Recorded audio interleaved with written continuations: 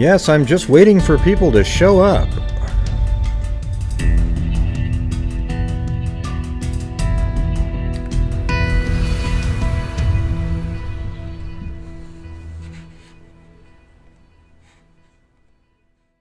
Yeah, looks like it's working.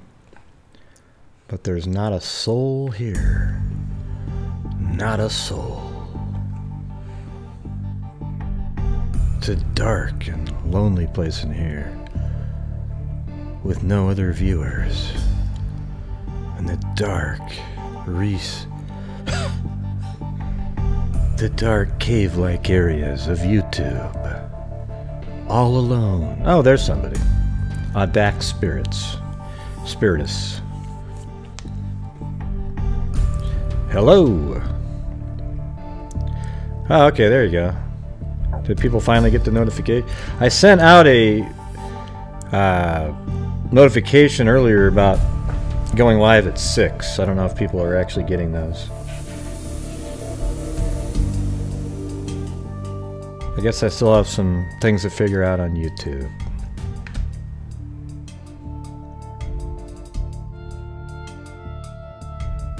Hey, Vic. Watcher. Osir 8, Jan, Shirley, Rachel.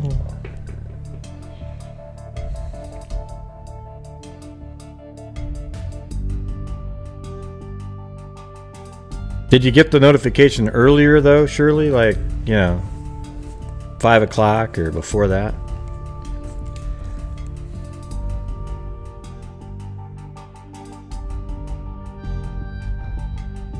Oh, good. Okay, so that does work. Alright.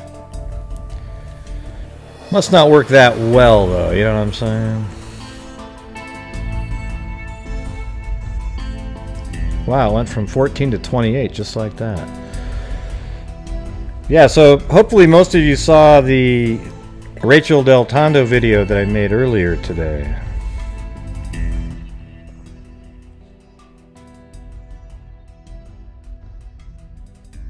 I don't know what to actually believe in this case now. It's almost sounding a little bit like the Thailand rescue mission. Every single report was fake and false until the very end there.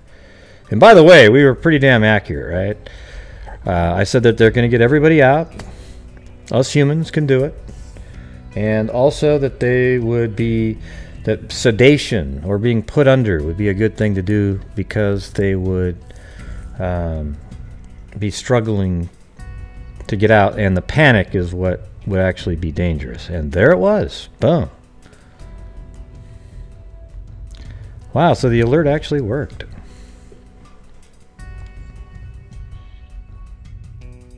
You know, I saw some video today when they were pulling out. They showed some rescue footage, and the kids looked like they were completely under when they were taken out. Eyes closed and everything. So I'm thinking they were just barely conscious of anything when they were being taken underwater. I don't know that for sure, but you know, maybe something like Valium, something like that. Now, what we're talking about today, though, is the Rachael del Tondo case. And it's pretty crazy, the news that's out there right now. So maybe we can go over a couple of these articles. So here's Beaver Countian. And this is the article that I showed you in the video. But after that, another video came out, and I saw that right before I was making the video. That same assistant police chief was arrested for wiretap action violation, or the Wiretap Act violation. You know, the same guy that thought it would be really cool to send porn to all of his staff, not just the family members of what was it? Hold on a second. Of the Watkins, you know. Oh, I thought Lauren was 21, and you know, it'd just be a hoot. And then later he said, "Oh, well, it was just a group message. I didn't mean to send it to her." Oh yeah, and I was going to send it to all my subordinates as well at work, because that's what we all do as bosses, is we send stuff out like that.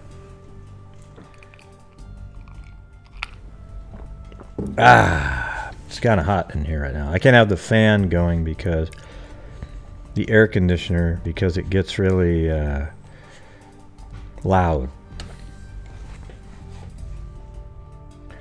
So I am going to be sitting here in the hot and heat.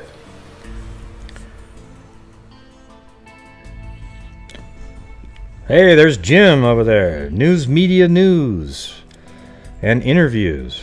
Or new media news and interviews. I thought that sounded funny when I said it. I was like, news media news? What the hell is that? Yeah, so this case is absolutely crazy. The news coming out today in an article says that the letter that was sent to the individual that was in jail that was in there for some completely different charges, what not related to Rachael at all, was put in jail, and then Lauren Watkins apparently sent that letter. According to the article, 3 different people verified that. However, Beaver County and the mother of Rachael both say that that's bogus, that letter is has been completely discredited. So I don't know now. Again, you see how there's not the cohesion in the articles that we are looking for when we're trying to prove something. So in this article, the letter, which was sent to inmate Wayne Cordes, 21, purports to be written by Lauren Watkins, the 17-year-old daughter of Aliquippa Police Sergeant Kenneth Watkins. 3 people with direct knowledge of the situation told the Pittsburgh Post-Gazette. So that's 3 people that had direct knowledge, and they said yes. However, we go to Beaver County, and let me go back. Oh, I hope they didn't... I'm going to have to buy another subscription again. I don't know. So here we are at, this is the article that came out later today, and it says, fake. Deltondo's mother outraged at district attorney's remarks about letter claiming detail her daughter's murder, or to detail her mother's murder. Jesus, man, my brain isn't working right now. I think I need some juice with some sugar in it. Hold on a second.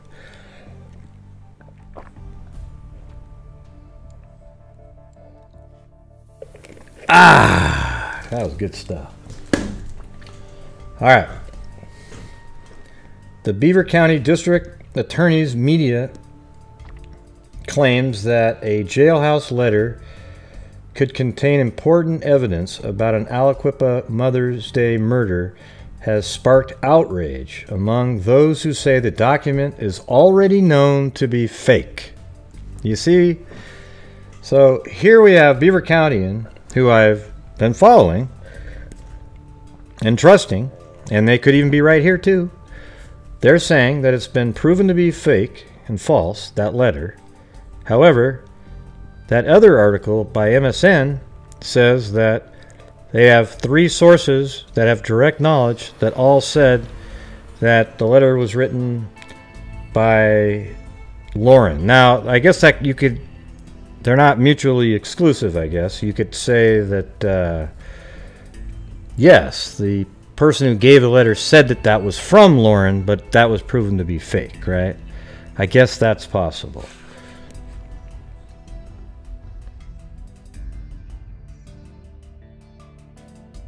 Let's see. Lauren was one of the last people to see Miss Deltondo alive. The letter purports to outline what Lauren saw that night. The 3 sources confirmed and differs from the account she initially gave police. So to me that sounds like they believe, the sources actually believe this to be a real letter. And it would differ. And the thing is it actually would sort of explain those damn text messages, right? Do you guys remember all the text messages? Let me see if I can find that really quick. Here's I got a folder I'm opening up over here.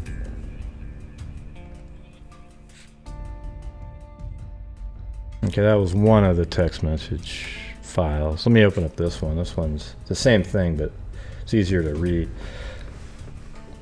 So 10:41, friends, the friend here, that's actually Lauren, says, "Go for a walk. I'll pick you up later." Rachel says, "You serious?" Then at 10:44, Rachel says, "Haha." And then at 10:45, Lauren says, "Be there soon." But she was shot right around that time. Okay? And then 11 o'clock, Lauren types in again, "On my way." Right? And then 11:07, friend tries to call Rachel. "Well, where were you all this time?" I mean, you said all the way up here, 10:45, "Be there soon." And then at 11:07, you tried calling her. That's 22 minutes later. So you weren't really there soon. So it's possible that these text messages right here are all alibi text messages and calls to make it seem like you were doing something different.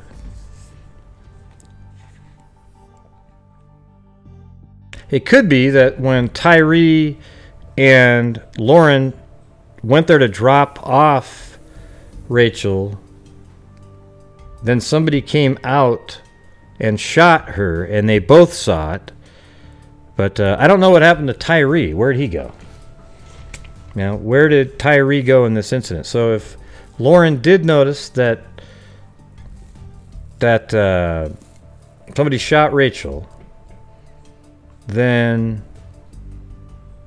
she probably would have just driven home quickly, got her dad, and then they came back. Something like that. Or did she drive Tyree home and then go to her dad? I mean, something doesn't make sense there.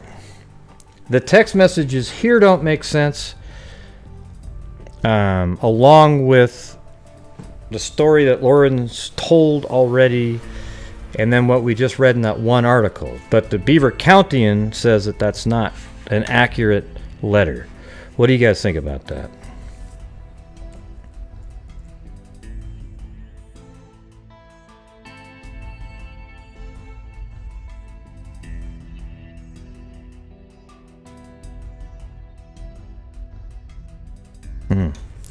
I don't get why Lauren dropped her off just to get her. I know, isn't that weird?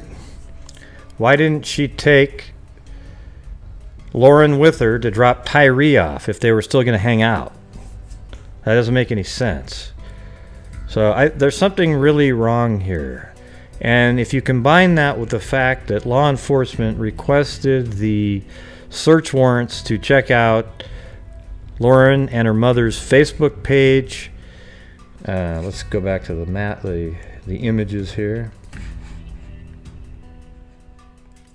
So right here, the police got a search warrant for Lauren, Sheldon Jeter a couple times. This is the guy that Lauren, I guess, had a sexual relationship, they say, with.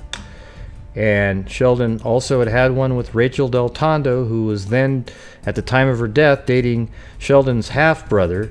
At the time that Rachael was found in a car with Sheldon a couple years prior, and found by this officer right here, Kenneth Watkins and Francis Conkle, she was engaged to Frank Catropa, a man who's contributed to the police department, even bought him armored vehicles and such. Then Rachael del Tondo was with, the night she was shot, was with Tyree Jeter, the brother of Sheldon. He's 26 years old. And Lauren Watkins, 17. And they went out to get frozen custard. That I remember. Thanks for everybody for typing that in the video. Nobody had anything to say other than, "It's custard, Gray, it's custard." All right, so when I say nobody, that's being facetious, all right. So the person, Rachael del Tondo, was shot in her parents' driveway, and she lived there. And she had just got back from having frozen custard with Tyree Jeter and Lauren Watkins. The text message exchange prior to them getting there was Sheldon, right here, he said, "Hey, is y'all there yet?" Talking about, have you made it to the custard shop yet? Tyree said, yeah. So they were already there, right?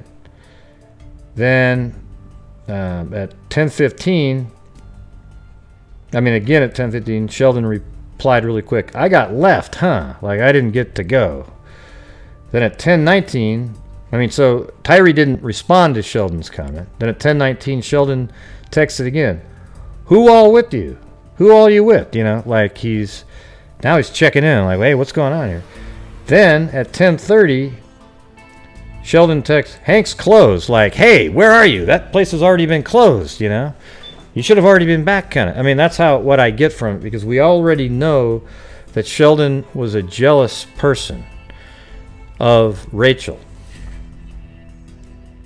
But I guess there was an incident where Rachael here and Rashawn Bolton were in a car pulled up to their driveway. I can't remember now if it was Rachel's driveway or Rashawn's driveway, but Sheldon came up and said, hey, if he wasn't there, I would, like, F you up, something like that.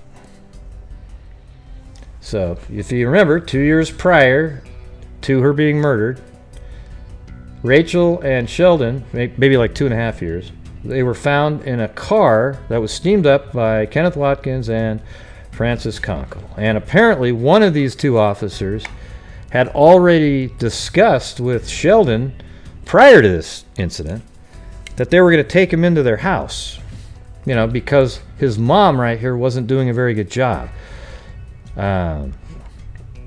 So somehow, later in life, 2.5 years later, Kenneth Watkins right here, the officer who found Rachael, is now letting his daughter go out and, you know, socialize with Rachael. Doesn't that seem weird too? Like, the officer, Kenneth Watkins, must have realized that he was being fed a line of bull that late at night, like 1:30, what was it, 1:30, 2 o'clock in the morning. Oh yeah, we're just talking through some issues. You know, we often drive out there, you know, because Rachael was actually a school teacher, and they claimed that Rachael was actually the teacher of Sheldon, and they were just talking through issues. However, it turns out Rachael was never his teacher. Yeah, a lot told. See, that's what I think. I actually think that it's possible that Sheldon and Lauren were sort of dating each other during this time. But perhaps Sheldon got angry that Rachael was with his other brother now, Tyree, and that person's also out with Lauren. So then he's thinking, oh crap, are you going to set up Tyree with Lauren now because you actually started dating Rashawn, my other brother. So he's getting really pissed off right now. So he's, you know, those text messages saying, where you should have been home by now, you should have been home. So then he drives over there and is waiting. And perhaps right when she got out of the car, she was shot, and then Lauren, trying to disguise the fact that she was there. You see, none of this stuff makes sense, because why in the hell would she write a letter and give it to the guy in jail? Can anybody explain that? Like, what in the hell does the guy in jail have to do with Lauren? Well, M-Fan, I don't know. We were talking about this, is Rachael was a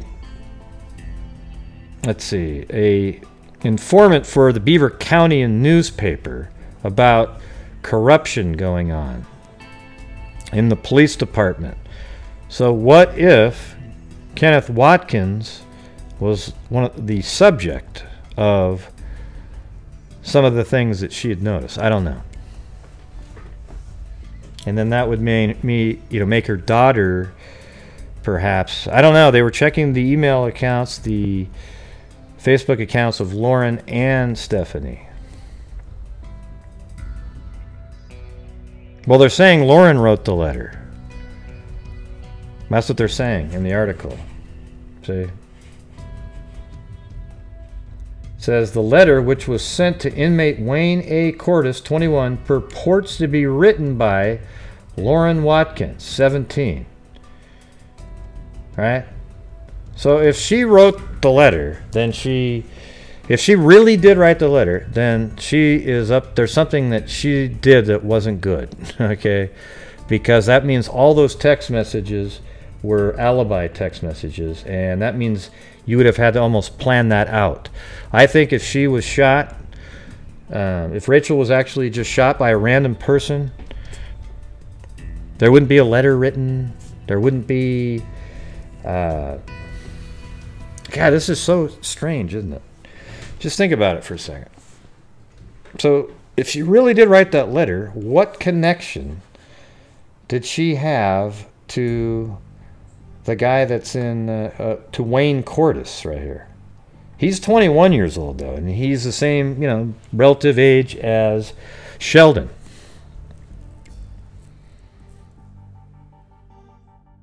So I can't figure that out at this point. Maybe Sheldon knew Wayne Cordes, and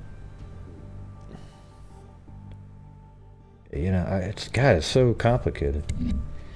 What would be the reason? Can anybody think of a good reason for that?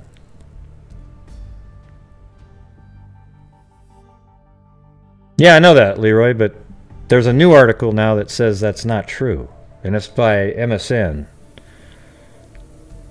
Yeah, I was showing that earlier, Leroy. I showed that earlier. Yeah, it's right here. The one that says, fake. Del Tondo's mother outraged at district attorney's remarks about letter claiming to detail her daughter's murder. The Beaver County District Attorney's media claims that a jailhouse letter could contain important evidence about an Aliquippa Mother's Day murder has sparked outrage among those who say the document is already known to be fake. DA David Lozier told other news outlets this week that a letter sent to a county inmate purporting to be from a witness to Rachael del Tondo's May 13th murder could be legitimate and is being analyzed. But on Tuesday, sources inside the DA's office and the police community told BeaverCounty.com that the letter is already known to be fake and will have no impact on an arrest. Right? So here they are. If that's true, then the deal that was made with the inmate was truly for the reason that Gerald Benyo, his attorney, said, which would be for getting out of their own mess. Because what happened was the district attorney had police raid the cell of Wayne Cordes and take all of his documents, which included documents that were attorney-client privilege protected. So, instead of being brought up on charges, the district attorney, he cut the deal with the client. Oh yeah, we'll turn all your felonies into misdemeanors now. So that could be true. See, every angle you look at, it's nuts in this case. See, that could be a corruption right there. You know, you cut a deal for your own mistake.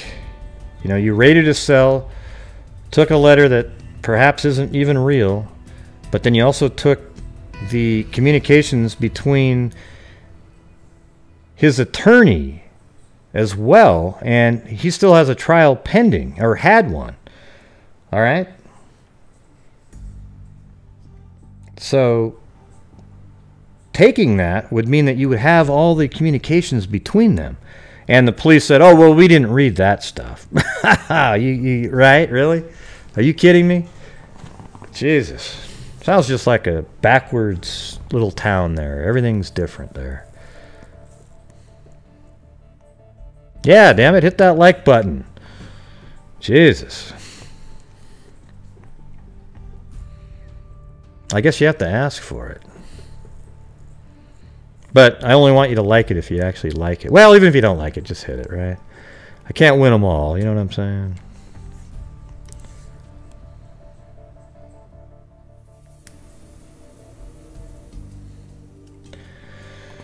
Right, so let's see. The woman claiming to have sent the letter said she lied about sending it. and has been recorded by county detectives saying as much. See, okay, so the woman claiming to have sent the letter, said she lied about sending it. See, but I wonder if this is new information about it actually being Lauren. Like, I don't think that that woman they're referring to there was actually Lauren. Yeah, don't hit it a second time, though, Marissa, because what happens is then it unlikes it. Yeah, that one video, the live I did the other day, I deleted it.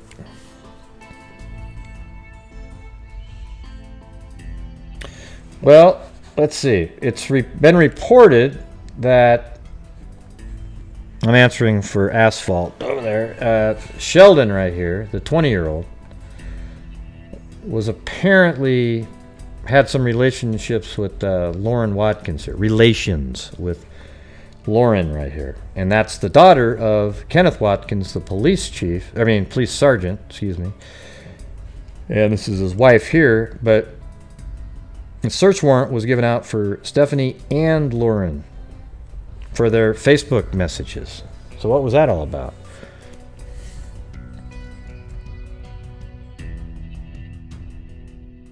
Yeah, it is a mess.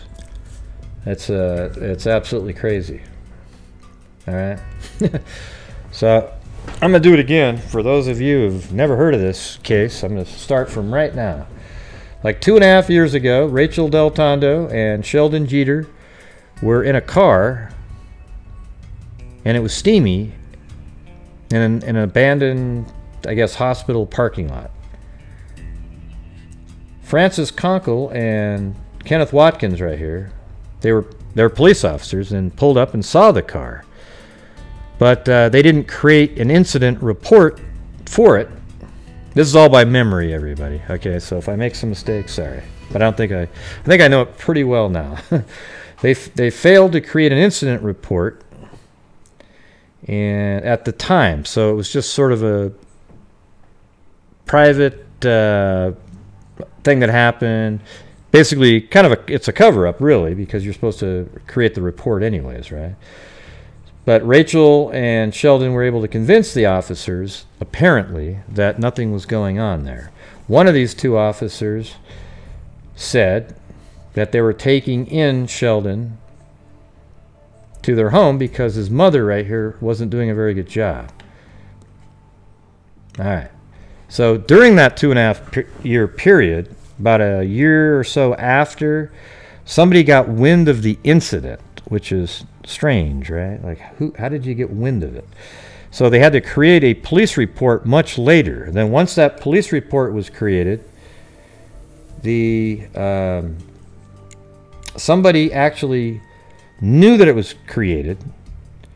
Then they requested the documents. But instead of just being sent the basic information, they were sent all kinds of private and personal information about Rachael, including her social security number, her everything, phone number.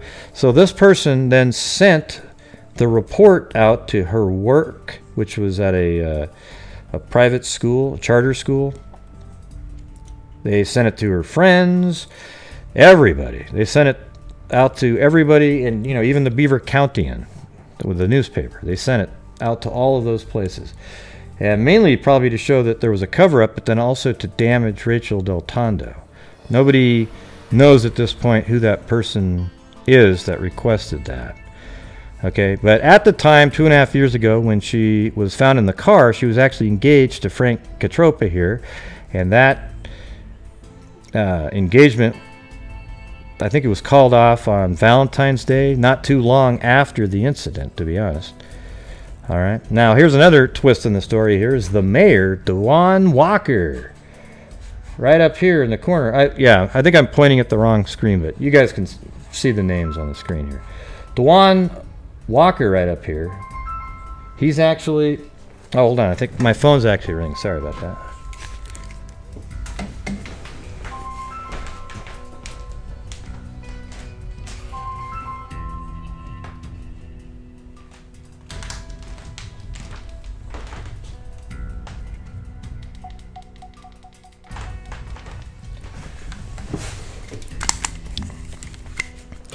Yep, that was actually Sheila Wysocki, but I couldn't take the call right then because I'm doing this. All right, so this is Mayor Dwan Walker, and he's related to Sheldon somehow. Don't you think that's pretty crazy?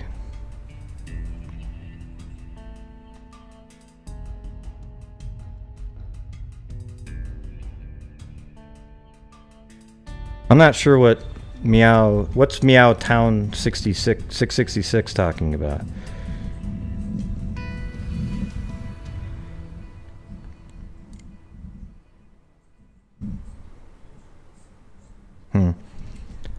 Yeah. All right, so you got that. The mayor, Dwan Walker, is related to Sheldon. Rachael, at the time she was murdered, was dating the half-brother of named Rashawn Bolton. He's 32 years old, and Rachael, I think, was 33 at the time of her death. Apparently, Rachael must have been friends with Kenneth Watkins to be friends with the 17-year-old daughter, right? Then we also have another shot here. So here's the mayor. The police chief, Don Couch, he was put on suspension.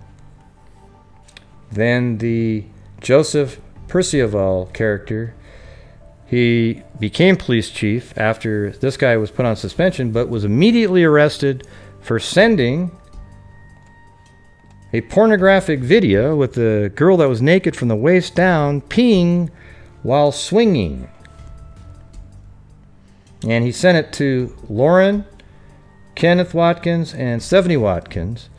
And apparently he was going to send it to all of his buddies at work. Just good stuff right there, right? Then, let's see. So he was arrested. So then they replaced him. So the third acting police chief in, gosh, I don't know, what was that, like 3 or 4 days, was Robert Seelock. And then he transferred the investigation to all of these matters over to the state police, which was a good idea. And this guy right here is the district attorney, David Lozier, who seems to be having a lot of sort of ethical issues going on. Let's put it that way. All right. Now, this guy right here was arrested again. So maybe we can take a look at that. That's something new here.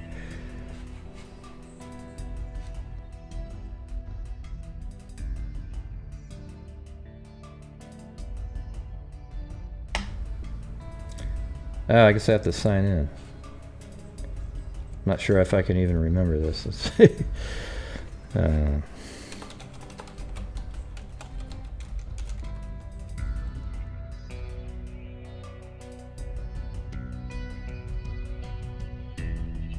No, there we go. It worked. Sorry, guys, you don't get to see the sign in.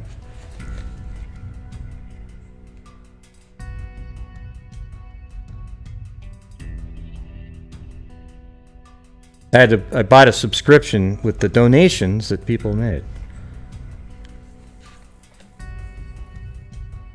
Well, just the county detectives? They said state police in one of the articles I read.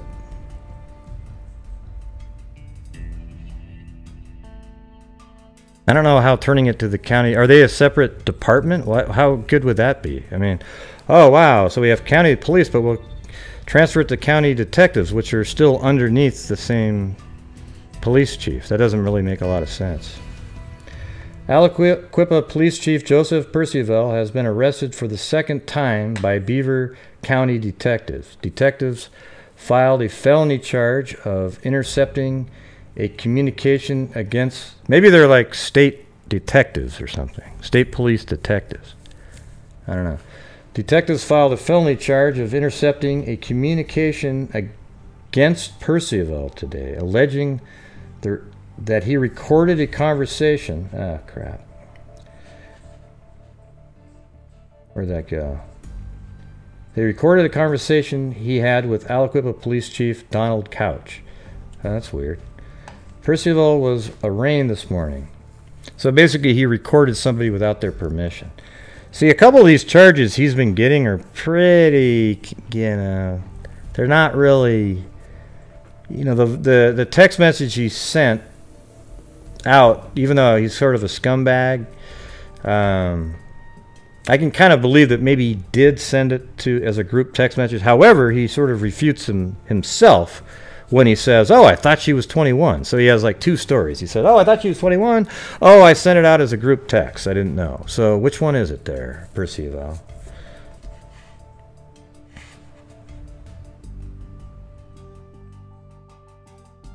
Let's see.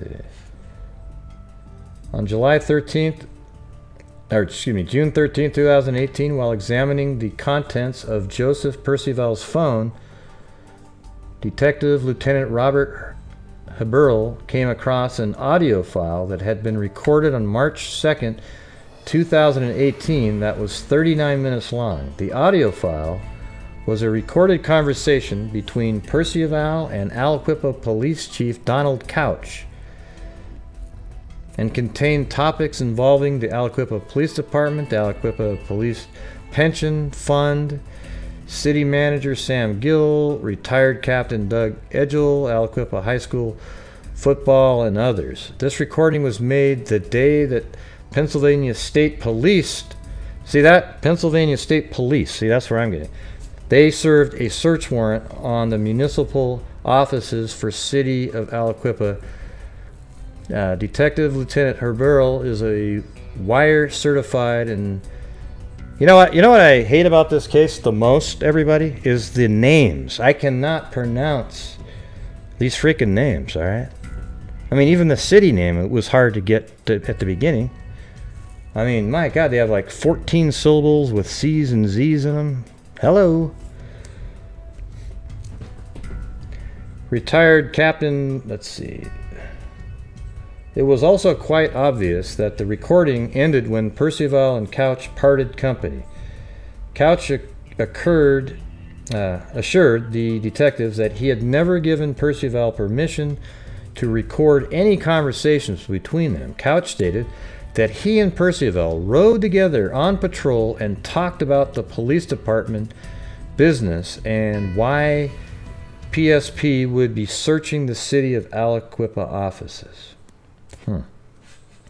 See, he just seems like a shady dude, man. He's probably really nervous about what they might find. I guarantee it. This Percival guy right here. You know, just listening to him talk, I was like, really? He's a police chief? I mean, my God, he sounded like a clown. You know, the only thing missing was the nose and the horn and the hat.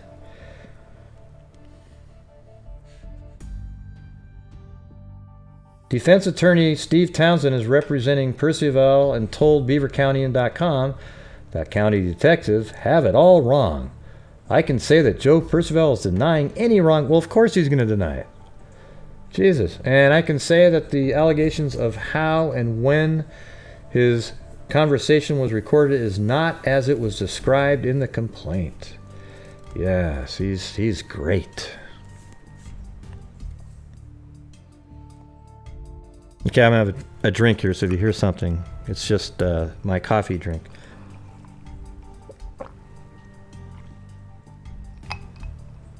There we go. There we go. Townsend told Beaver Countyan that county detectives... Okay, so I guess there's two different things. I think that's what... was it Lee? Yeah, Leroy was talking about. See, I think county detectives might be looking into the Rachael del Tondo case, but that larger investigation that was investigating the Aliquippa officials is now in the state police. So there's two different issues there. So yeah, that makes sense. I think I said that they took over all of the investigations, but I think I had that wrong. I think it's just the state that the county detectives took over the Rachael's murder investigation, and then the state police took over the investigation of the Aliquippa. Hey, somebody just subscribed. Gold Rose, thank you.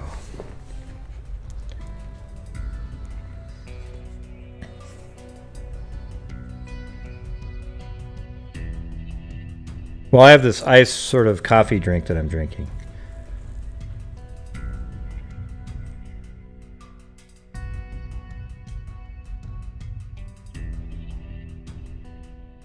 Sergeant Watkins was placed on paid leave in May because his daughter was identified as a witness in the case.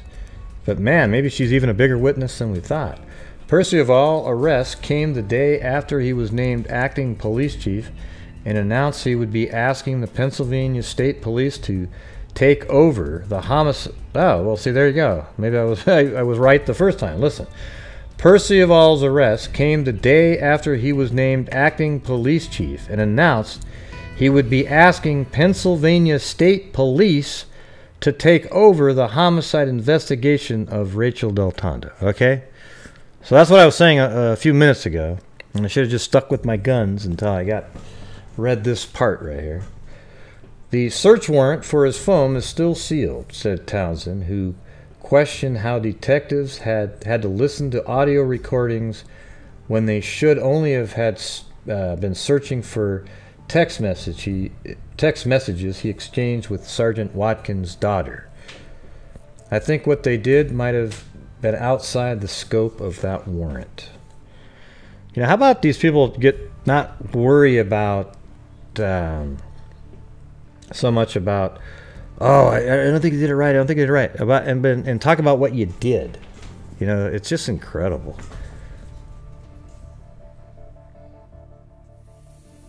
Yeah, but the third guy did do that, though, Leroy. The third guy that became police chief, the first thing he did was transfer the power. Let me see if I have that. Hold on.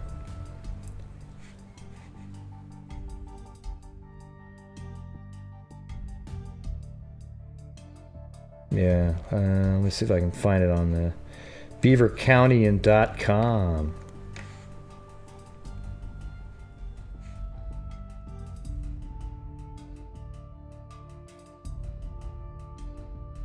Okay, I think it's right here. Alright, so I'll just scroll down until I see the picture of that guy being sworn in.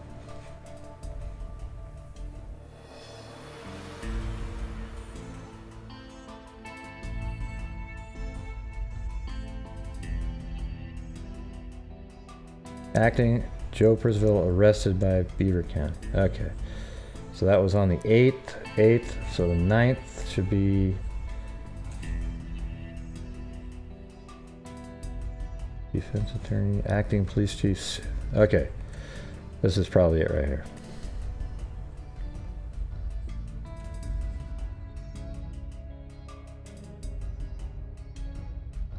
The newly appointed acting police chief of Aliquippa is recusing his department from investigating the murder of Rachael del Tondo. Rachael's mother, Lisa, is praising the move.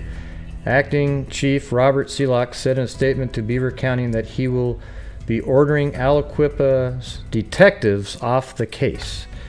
My first official directive as acting chief of Aliquippa Police Department will be recusing the Aliquippa Police Department and its officers from the Rachael del Tondo murder investigation, said Seelock. Moving forward, I will make myself available and provide information and assistance to any and all agencies in the proactive investigation of this troubling and senseless crime.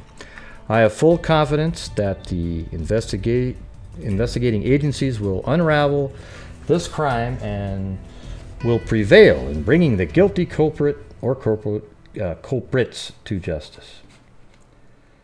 Let's see. Has been calling. I hope this makes. I don't know who he gave it to, though. That's the thing. But I'm going to guess the state police again, because he didn't keep his. Well, he just. Okay, so you're saying that there's county detectives, and then there's also let's see. Aliquippa's detectives, so they're maybe a little bit above them or something like that. I mean, that's possible.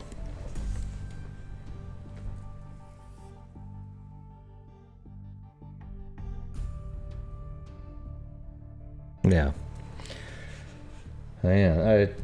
Okay, so let's go back. Who's ever seen a case that's crazier than this one in such a short amount of time? You know, a lot of cases over the years get kind of nutty, but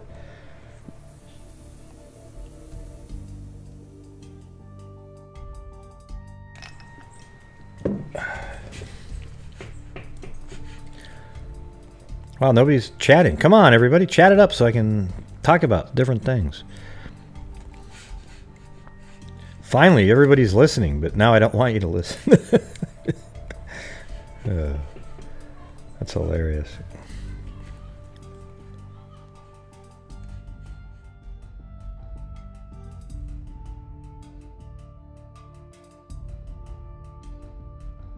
Let's see. So I guess at this point I don't really know what to believe, because John Paul here, he's done such a great job. I almost want to default to him saying that it's fake, that the letter's fake, and that Lauren has nothing to do with it. However, it actually makes more sense to me that Lauren witnessed it based on those text messages, right? You know, when you actually look at those text messages, it makes more sense that she was there. These always seemed odd to me. Didn't we all just think that those are crazy text messages? You know, you have 22 minutes. Why did she not just go with her? You're just gonna have her walk around outside for like 20-something minutes while you drop somebody else off, when she could have just came with you. Then you see Sheldon over here. His text messages are a little bit stockish, like.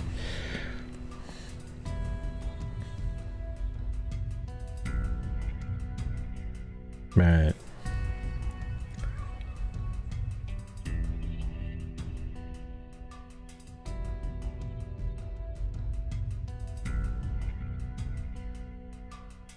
Yeah, it's weird. For days there was nothing really being. Look at, see, July 1st, 2nd, then the 7th, this one came out, but it wasn't related. And then the 9th, this one wasn't related. And I checked all those days, and then the one day that I didn't check, basically 3 articles came out, you know, like the 9th, 10th, and 11th. Boom, boom, boom. You know, the two, you know, I quit looking right on the 9th in the morning, and then, oh well, I guess that's the way it is.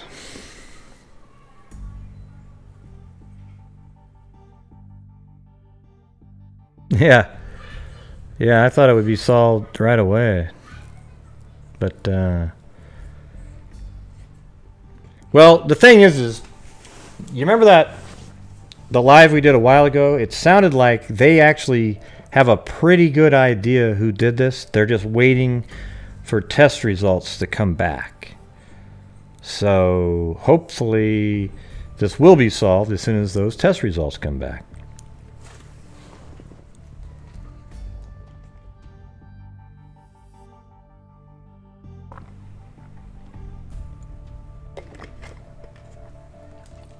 Yeah, I totally agree. I think her text messages are absolutely not normal. Go for a walk. I'll pick you up later. So, is she, while she's driving the car? I mean, who's driving? Is Rachael driving to... I can't even remember that now. Do you guys remember who was driving the car to get the frozen custard? I thought it was actually Lauren driving. Yeah, it had to be, because she was going to come back and pick her up. Okay, so Lauren was driving. And so how did Lauren send a text message to Rachael? Were they driving at the time? And she sent a text message, and then Rachel's in the back seat and says, okay, you serious? And then Rachael goes, haha, because she probably knows there's something up. See, this is the whole thing. So there's another way to look at this too, is like at that time Rachael knew that maybe there was something up between the other brother, which is Tyree. There was something up with Tyree and Lauren. So she goes, haha, you know, and then, but then, gosh, this is crazy. Let's see, go for a walk. See, when you look at this, see the part at 10:45, she says, be there soon, right? Well, how is that possible? See, right there, it says, 10:45, be there soon. But she said, go for a walk, I'll pick you up later. And then Rachael says, you serious? And then literally just 3 minutes later, Rachael laughs. But then says, be there soon. See, that doesn't make sense to me. The friend says, be there soon.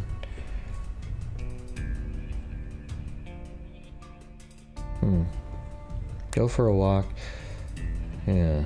It's like almost like she dropped her off before that and then was driving Tyree home. Let's see. How would this work? How about this? Okay, let's do it like this.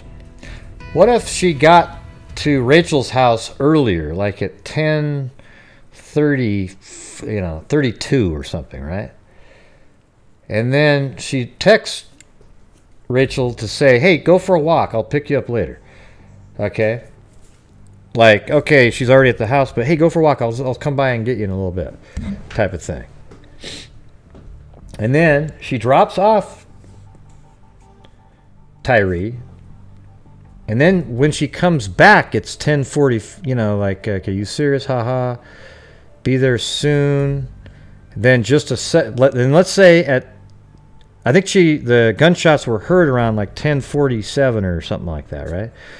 So let's say she really is about to be there soon. Then she witnesses, right when she gets there, she sees Rachael being gunned down. But then again, why did she text again, on my way? Yeah, see these two here really cause problems for her. Like, really, it's not good right there. So you could kind of tell a story, and then all of a sudden, she says, on my way. Well, weren't you on your way here when you said be there soon? Hey, Micah. Is this the Micah that I work with? I actually work with a Micah.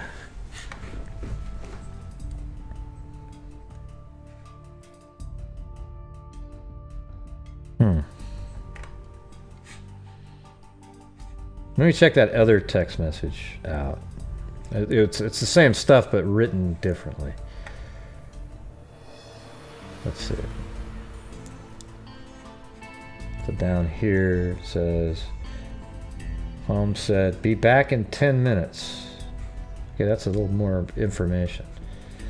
Let's see. So this one has...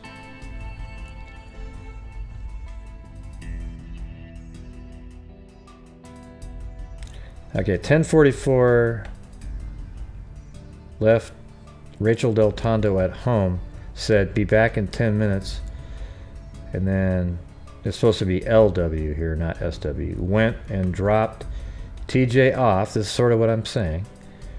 And 4 minutes later, officers dispatched for shots. That was at 10:48, and then let's see, I'll make this bigger so you guys can see it.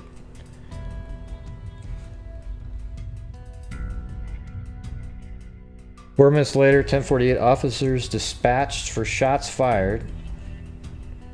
And then 10 minutes later, so at 11:58 or 10:58, Lauren Watkins left text for Rachael saying, be there soon. Yeah, 10:58. And then 6 minutes, Lauren Watkins to Rachael, hey, it says, on my way.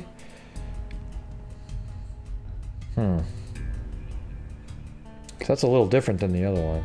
This one here actually has the look, though, of a technical document. One that you'd get on like a warrant. So let's see, what are the differences of the 10:45, 11, and 11:07. So there's the 11:07. She tried to call.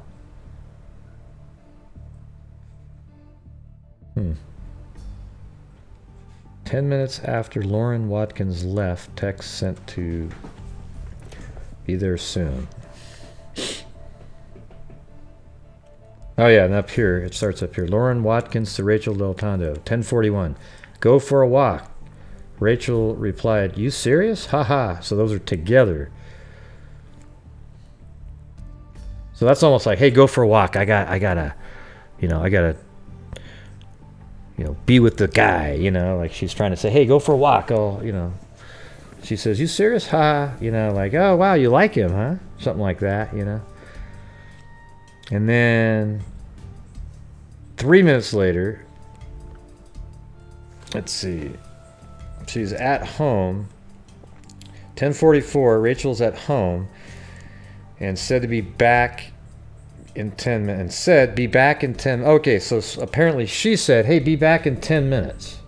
And then Lauren Watkins went and dropped TJ off. Okay, so that kind of makes sense. So at 10:44, Rachel was left at home, said be back in 10 minutes. So she probably said, "Hey, be back in 10 minutes." I'm not sure if I'm reading that correctly, but then Lauren Watkins, that's what this is supposed to say, went and dropped Tyree off on Main Street, Aliquippa. Maybe we should go check that out and see how far away that is. Hold on a second. You know what I'm talking about.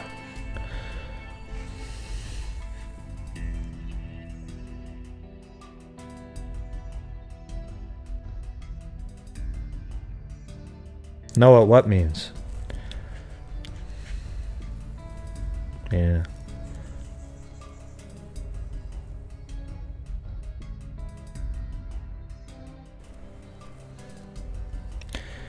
Yeah, that's why I think Sheldon kind of knew, like, hey, you're supposed to be home by now. So he was just kind of waiting and wait. However, if Lauren is involved somehow, then Sheldon could still be involved. It would just be in a different way than you might perceive it to be.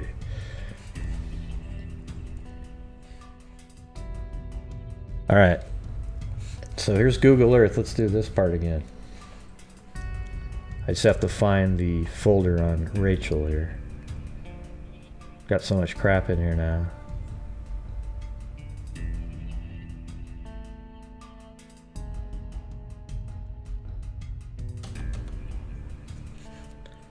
There it is. Look at that. Okay, so she must have been dropped off at her home.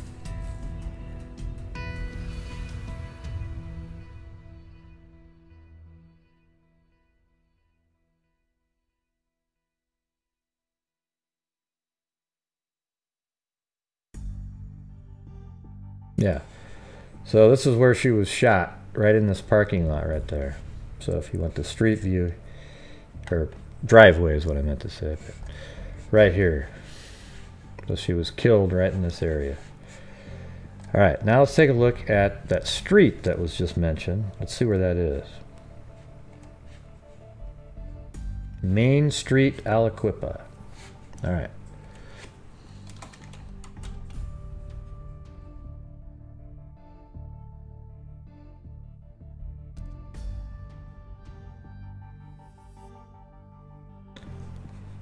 Okay, so it could have been really close because Main Street, you know, it could be far. I guess it could be close. Let's see. Main Street. Looks like it is right there, but I don't think it continues. Let's see. Now it's still Main Street. And then I think that's it. All right. So Main Street could be all the way down to here, like this, like that. So it's any of these locations right there. But let's just do just sort of an average here. So we've got her home right there, and then Main Street would be about right there. That's a ½ mile. This is a mile, and that's 1.5 miles, and that's 1.53. So no matter what trip she took, the round trip would be less than 6 or 7 minutes. All right.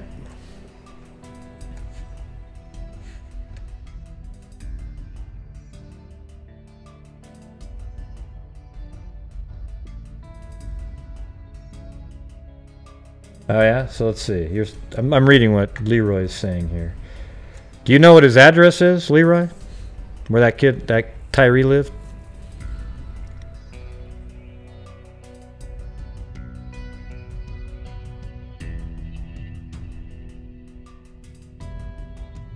Oh, okay, that's it.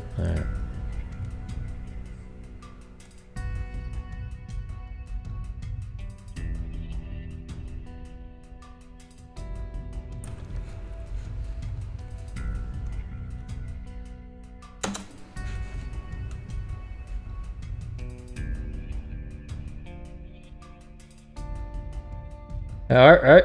I already had this. That's Sheldon's house. We don't know if Tyree lived there. He wasn't dropped off there. Okay, see, this is what I'm saying. That's why I was looking it up the way I was looking it up. Okay, I already had Sheldon's address. That's here. He was dropped off at his house, though. I mean, he was dropped off on Main Street, not his house. That's what I'm trying to say. He was just dropped off downtown, which is kind of weird, too, if you think about it. Yeah, so I already had Sheldon's address.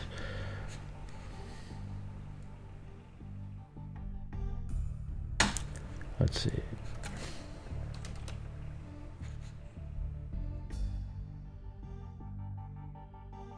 Yeah, so somewhere around in this area he was dropped off. He was dropped off on Main Street, and it goes like this. They're right there. Right? So that's what I'm trying to say is, yes, he is the brother of Sheldon, but I don't know if he lives with him or not, but that's almost irrelevant because the statement was he was dropped off in downtown Aliquippa and I guess on Main Street. So maybe that's what that was right there, Main Street. Could just be like right here. Either way, it's less than 2 miles as driving distance, so I mean, a round trip you should be able to make in less than 10 minutes no matter what, right? So now we can go back to this.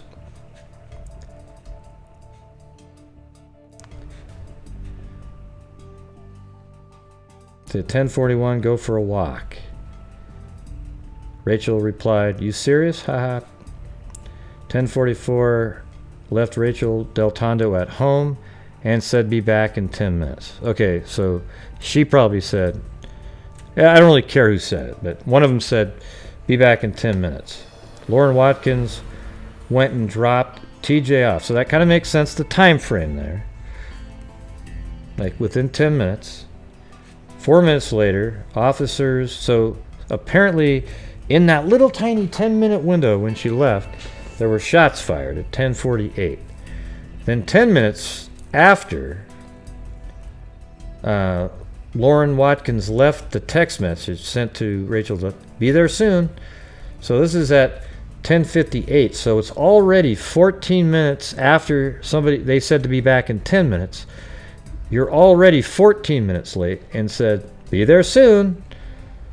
Then 6 minutes, Lauren Watkins to Rachael Del Tondo, on my way. So now another 6 minutes gone by. Now it's 11:04, and now you're literally 20 minutes it's taken to go there and back. Then 11:07, she tried calling. I mean, what's going on here? Why the hell are you trying to call? You're almost there, right? That doesn't make any sense. 11:10 p.m. Let's see.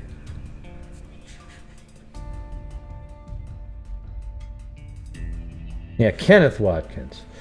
So at 11:10, Kenneth Watkins and Lauren Watkins showed up at the scene. It's only a 4-minute drive to Rachael Del Tondo from Lauren Watkins. Huh. God. Okay, so subtract 4 minutes from this, and you get 11. Wow, that's wild. So that means this call right here, this one at 11:07 right there, was called while they were in the car. So 11:07, she tried calling Rachel. See, I think that letter is real. I think that it is. This makes sense to me. If it's not real, I'll be surprised, but it seems real to me. Because look at this. You're looking at 11:04, on my way, right? And then 6 minutes later, you're in the car with your dad driving to Lauren Watkins' house.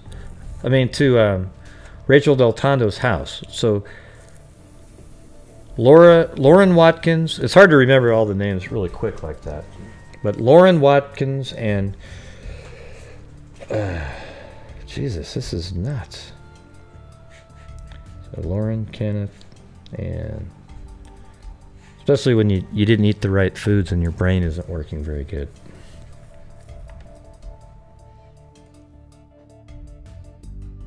$11:04. She says, "On my way." But it's only it's a 4-minute drive from Lauren's house to Rachel's house.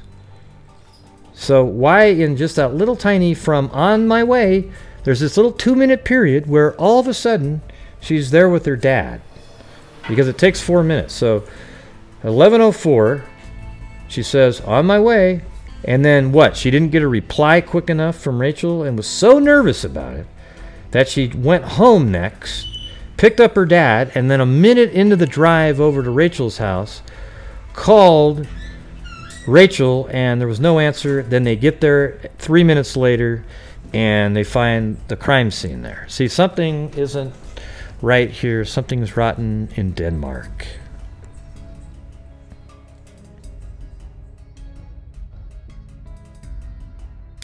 Yeah, I see what you're saying, M22, but that's kind of not even the biggest part of what I'm talking about here. Think about this right here. This part right here is the important information. So, and why would she be putting on makeup? They were just hanging out, and she was just going to drop somebody off and be right back. So that doesn't really make sense. Right here is the key part, though. So you're looking at 10 minutes after Lauren Watkins left the text message sent to, she sent another text message saying, "Be there soon." So that was at 10:58, but it left her at the house at 10:44. Then another 6 minutes went by, "On my way," and then somehow, in that 6-minute period there, she went home because she was so worried, even though you're the one that's not there yet, right? You're the one that's saying, "Oh, on my way, on my way." You drive home, get your dad in that 3-minute period, but you actually had to get there at about 11:05 and then have your dad almost meet you outside. You jump in the car, and then 1 minute into that drive, you call over to Rachael at 11:07, and then you get there at 11:10 on the scene.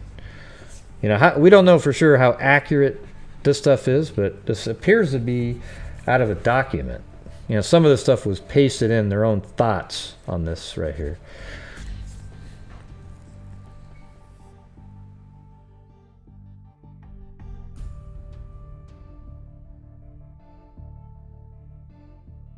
Yeah, like where? Yeah, exactly. Where was Lauren's dad at the time? Kenneth.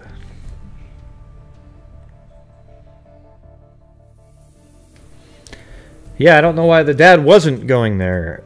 I mean, when you say, well, why did he go there? I think Lauren said something and picked him up, and then he went over and then he contaminated the crime scene. You know, and see, this makes it everything more suspicious now, right? Because now we have this other information saying that Lauren was the one that composed that letter that said she was a witness.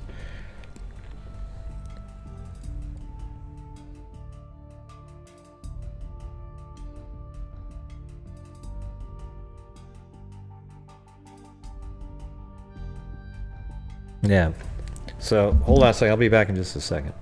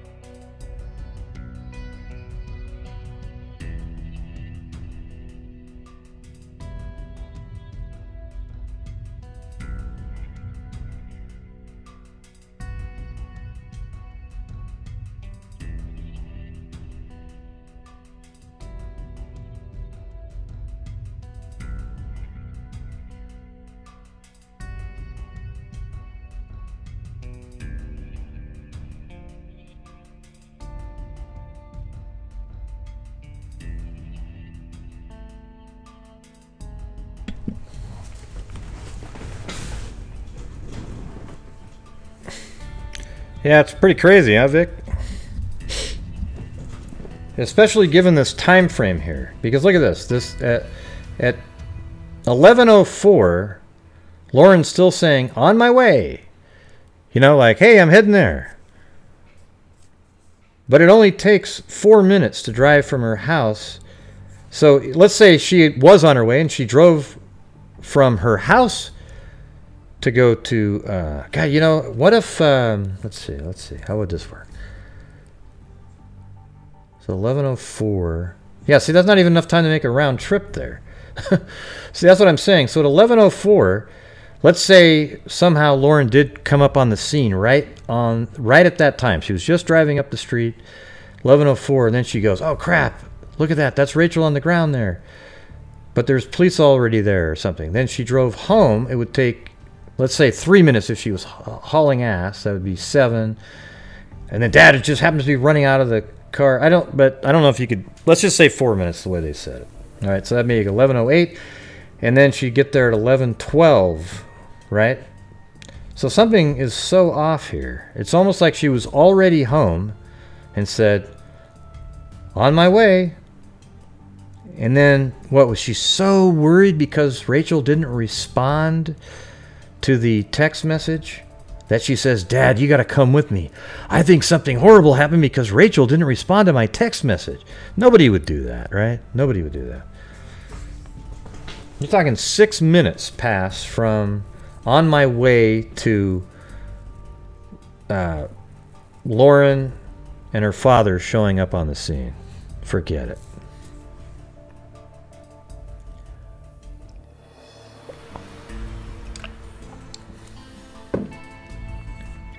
Not a chance.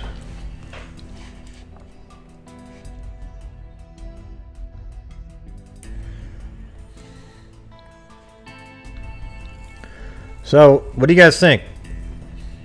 Should I put the phone number in there and you guys can call in and we can chat about this?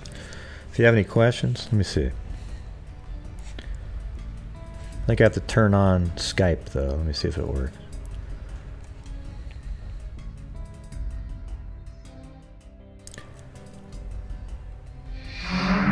Oh, there it is. Woohoo! All right.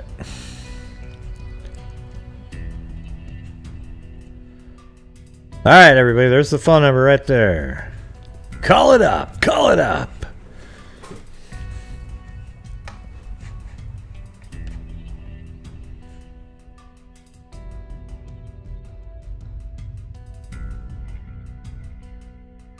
Don't all call at once, all right?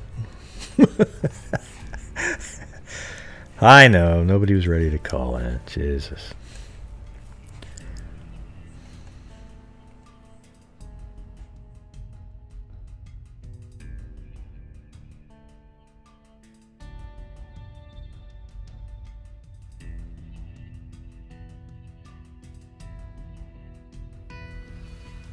There we go. There's the number on that screen right there.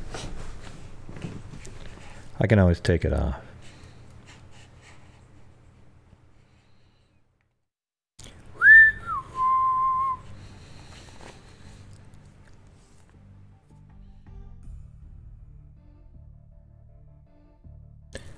Yeah, it's definitely a tough one. For Lauren to be worried that Rachael Deltondo is not answering a phone call and feel that she needed to call her dad about it, to me it seems premeditated. Yeah. But they showed up together, I think, right? Let's see. See, this part right here on here is somebody wrote this in the margins. Must have still been in the car, I don't know, but when they 10 minutes if they wasn't wanting TJ to know she was going back to get Rachael. I don't know.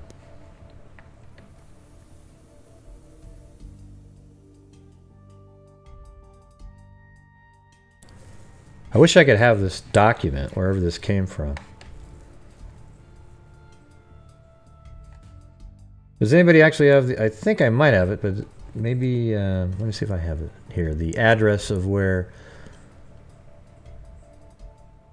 Oh yeah, no, I have his address. Hold on.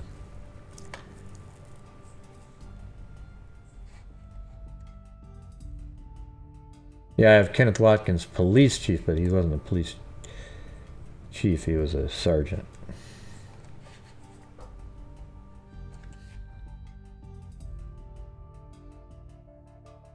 So he lived right there. And Rachael lived right there. That doesn't even look like a 4-minute drive, to be honest.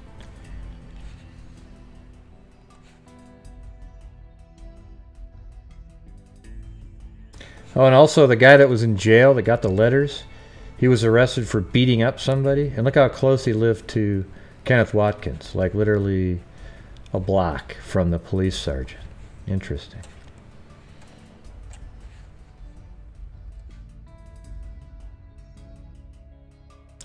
Yeah, so it's a mile. It could be 4 minutes because you can't drive like 40 miles an hour or anything through these neighborhoods.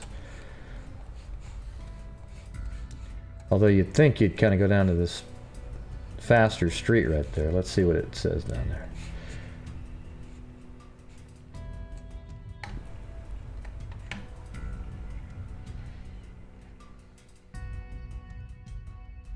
Oh, that must be the guy. That's what you get on some of the other YouTube channels. Oh, let's look into that guy. The guy mowing. He might have something, you know. Well, who cares what the date is on the imagery? It still could be somebody. And it has nothing to do with it whatsoever, but we'll look into him.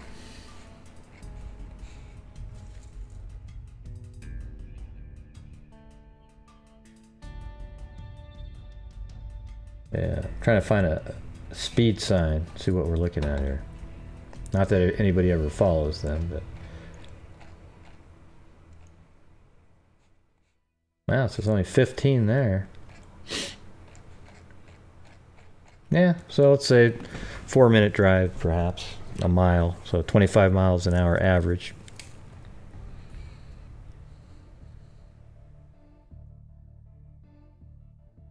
Or is that right? No, that's not. Let's see, if you went 15 miles an hour, right? So if you drove a mile in 4 minutes. Yeah, that's yeah, 25 miles an hour. Or wait, not, is it 25 miles an hour? Jesus, or is it 15? Now I can't remember. They do 15 miles an hour. I think it's 25 though.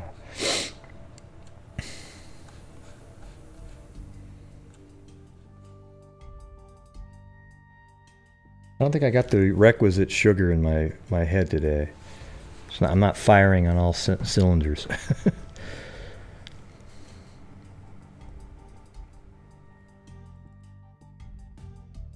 Lauren, what? I don't know if Cordes was arrested by him or not. I know that he lived 2 blocks away from that guy when he committed the crime. I guess it's possible though, right? Do you have any information on that?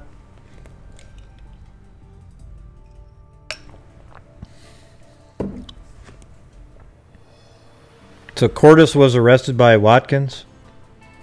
Is that a fact? Like, where do you have that information? I don't want rumors and stuff. Put a link or something in there.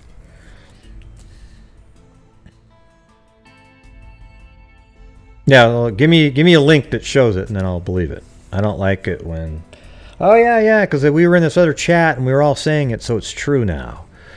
You know, if you got a link, I'll look at it and then I'll believe it. I didn't see that in the Beaver County site. Was it on there?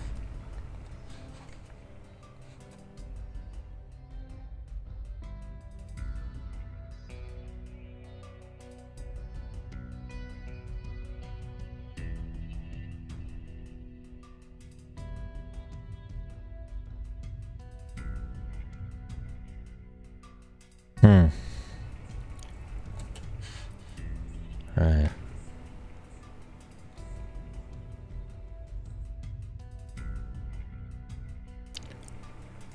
Well, I don't know.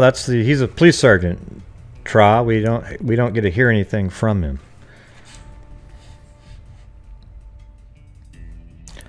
So I guess nobody's calling in. All right. Forget it.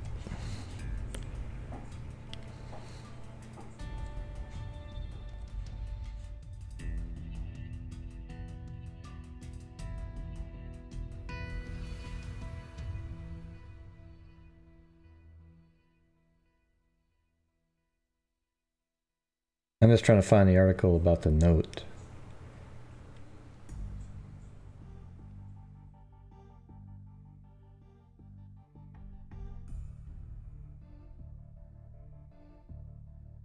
I did find the arrest about him, though, on a website. I actually did find a website about that. Hold on, let me see if I can find that.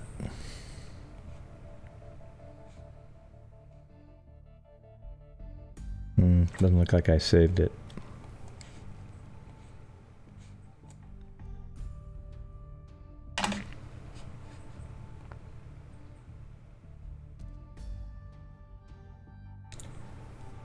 Arrested by Beaver County detectives.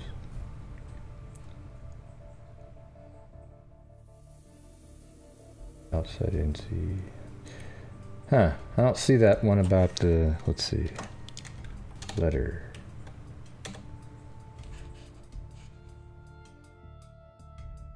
Judge Deltondo murder letter, court record. Judge unseals son Deltondo's murder letter. Murder mystery.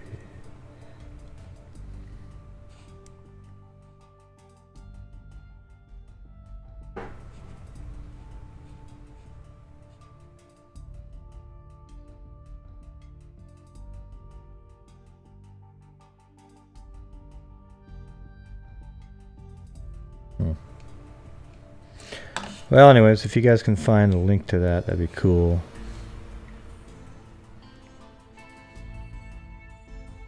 Or just tell me what site to go to and type it in.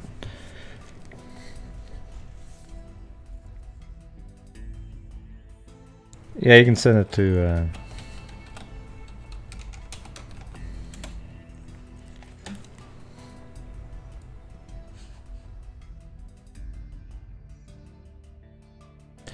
that would sort of add a little bit to it, wouldn't it?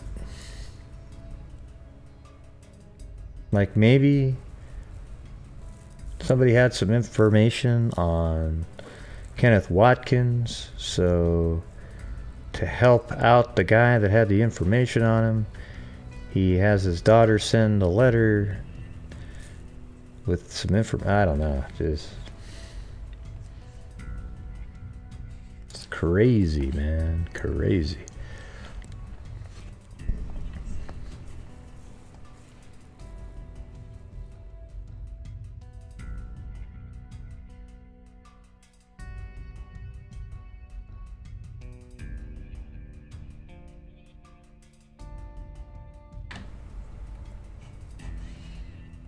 All right, I'm checking my email now.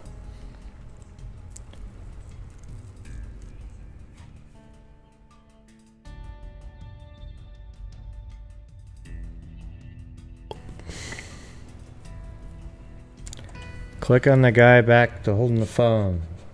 What are you talking about?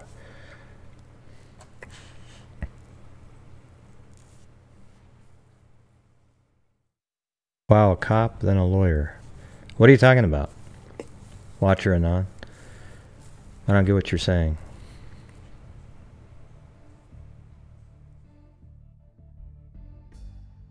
Oh, it's in the comments on the newest story? Let's see.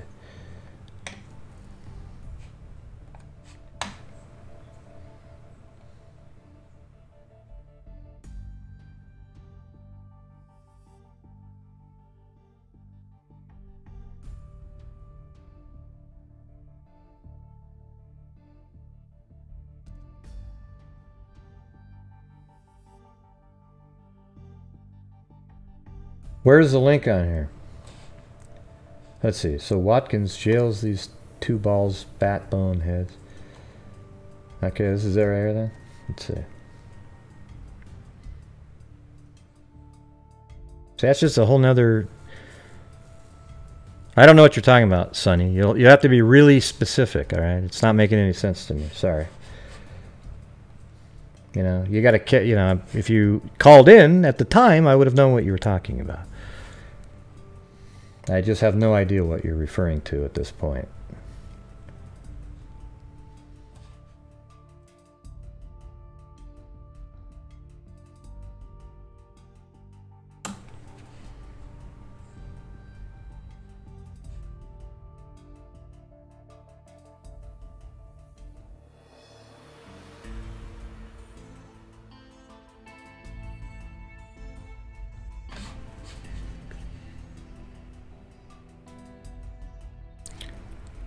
Arresting agency Aliquippa.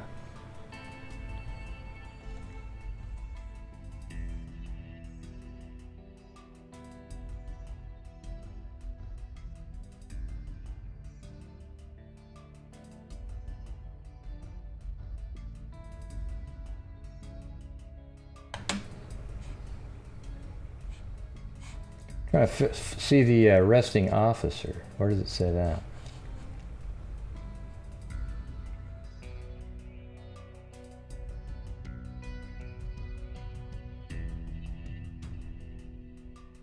No, there it is, right there.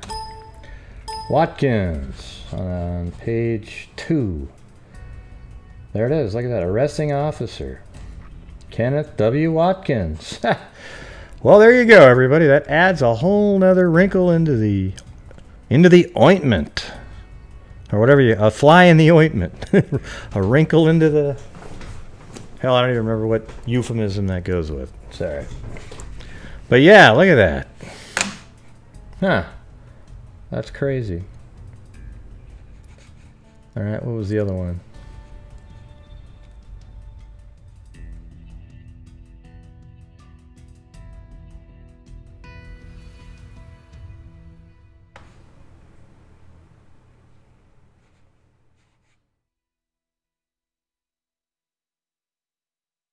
This is why I use Snagit right here. I'm saving these out as we speak.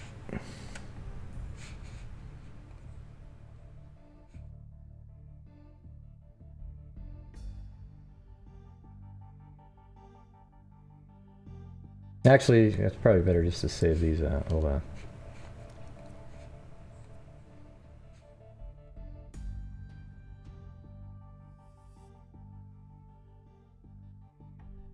I'm going to save out the PDF file so I have the whole thing.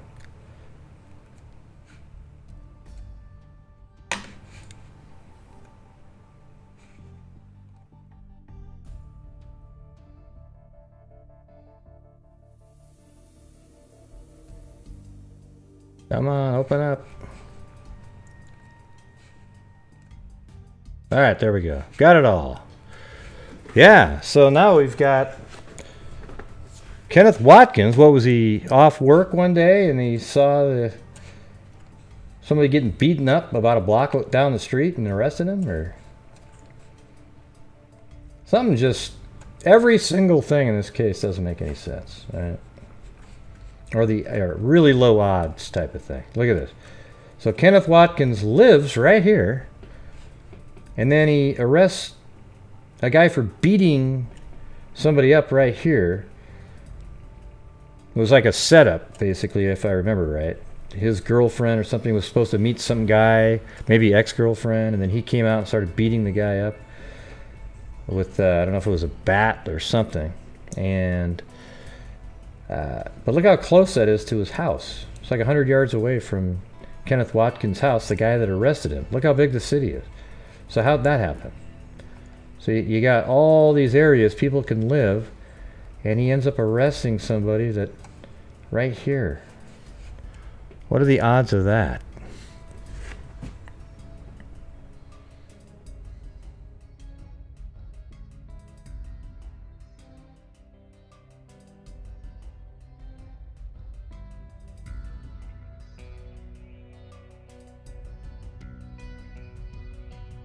I don't agree, Matthew. I think you're just one of those people that come in. Oh yeah, it doesn't take rocket scientists. I got it all figured out. Yeah, it's Kenneth Watkins.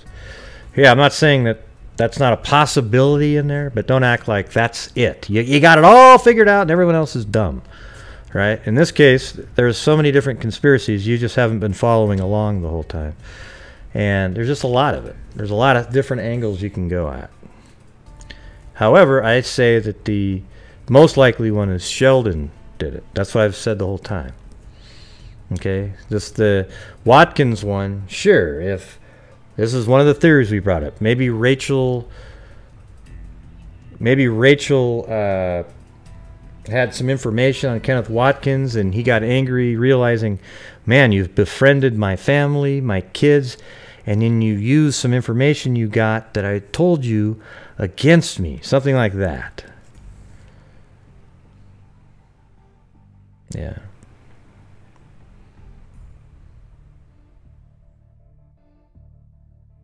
The police department has been corrupt. What does corrupt mean? Not sure what that means. Okay, corrupt, I see. Yeah, so, I mean, the mother's written some articles herself. She might be like too emotionally vested, right? You know, coming up with all kinds of things. She knew that her daughter had received death threats, but I don't know what else she would have known, you know what I mean? So where are these articles that you're referring to?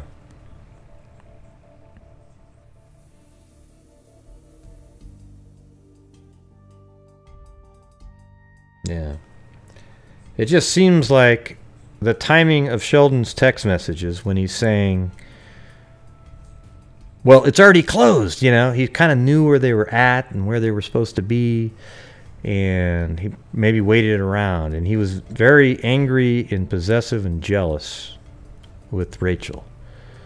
That's documented. Even his half-brother said that. So that just seems more likely.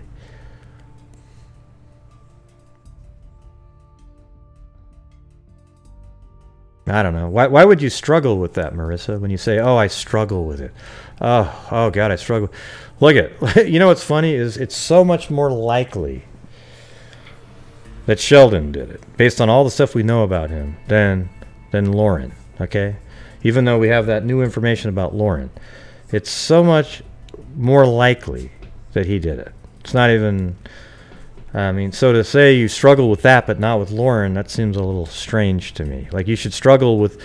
Like, what you should say is, well, it seems more likely that Sheldon did it, but I struggle with Lauren doing it, but I think she did it. That kind of thing.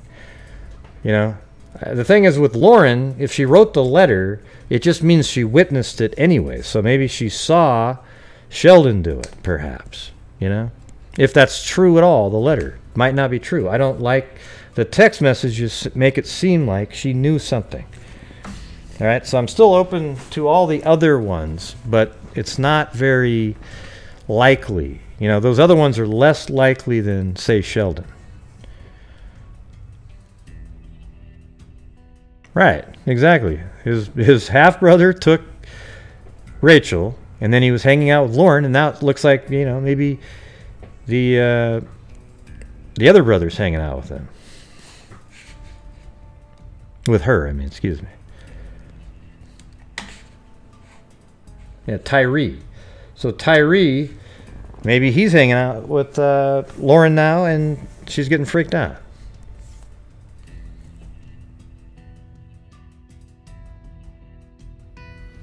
Yeah, I don't know, but I don't see anything, Marissa, that shows that he's covering up for anybody. He's put on administrative leave, so we aren't really hearing anything.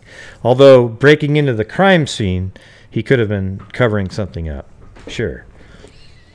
But what if Sheldon was the kid? What one of those two officers, you remember, took in Sheldon, right? What if that was actually Watkins?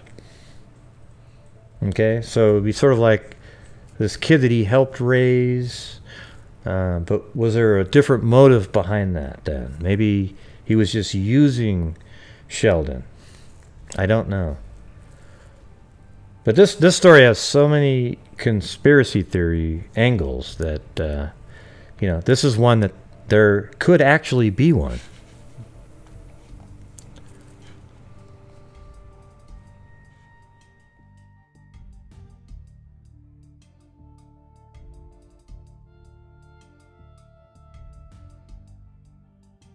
Let's see.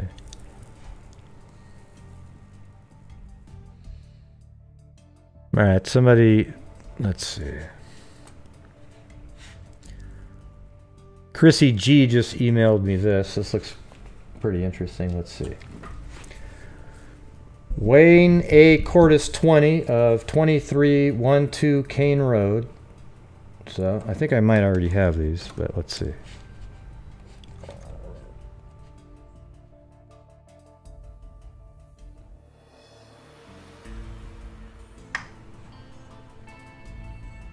Yeah. See, I already had that address of him right there. So this is where Wayne Cordes lived. But the beating happened right over here.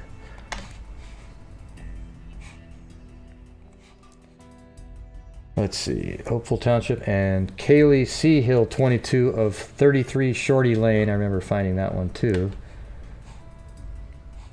Let's see, at about 6:45 p.m. October 26th, at a home in the 200 block of Penn Avenue in Aliquippa. According to police report, Hill told a man to meet her at the home. I think all this stuff's in another live they did a while back.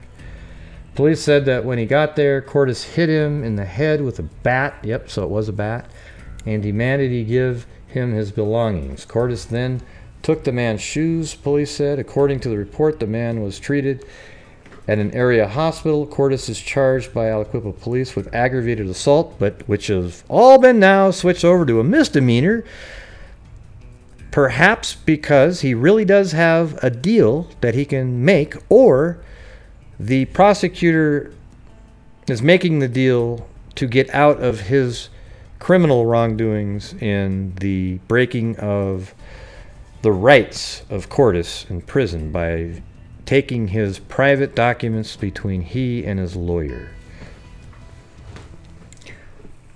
Yeah. So Hill is charged with conspiracy to commit the following charges: aggravated assault, reckless endangerment. Okay. I'm not sure what the other one's about. Doesn't seem related though.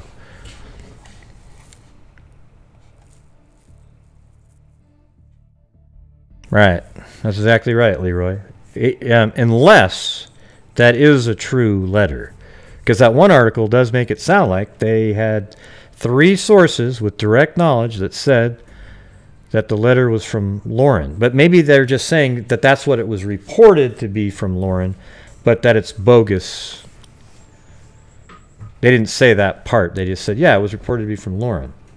And it's bogus. But the way it was written, it does seem like they believe it was real.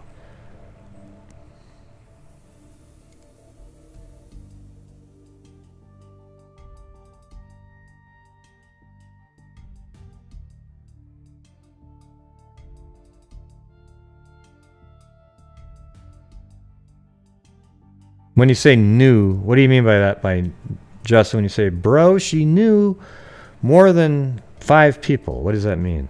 Of course she knew more than 5 people. I mean, everybody knows more than 5 people unless you've been locked in a cage. Are you saying she was locked in a cave? Wow. Let's look at that angle.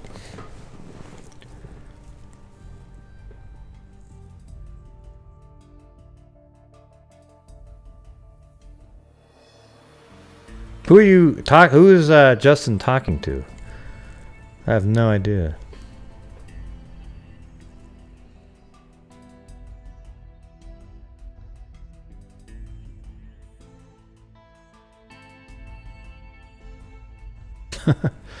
I'm confused. He's just kind of on a soliloquy.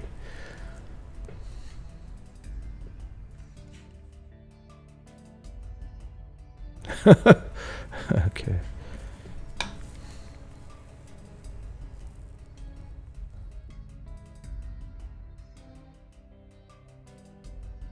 What girl are you talking about? Yeah. Yeah, I don't care that Rachael dated multiple people. You know, it doesn't bother me at all. Look, when guys do it, it's like, hey, dude, that's cool, man. You're dating for. So if a girl does it, all of a sudden it's just really horrible and crappy. You know, so if we get to the point where everybody says that it's crappy when guys do it, then I'll care, okay? Yeah.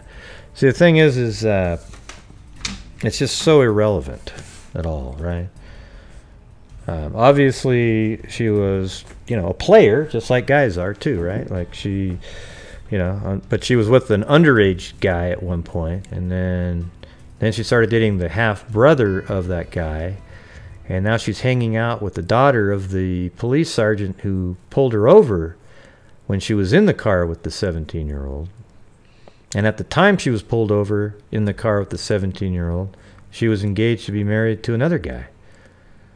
You know, so you know, there's a lot of guys that do all that same crap, but nobody ever really cares about that. And that's the way it should be, right? I mean,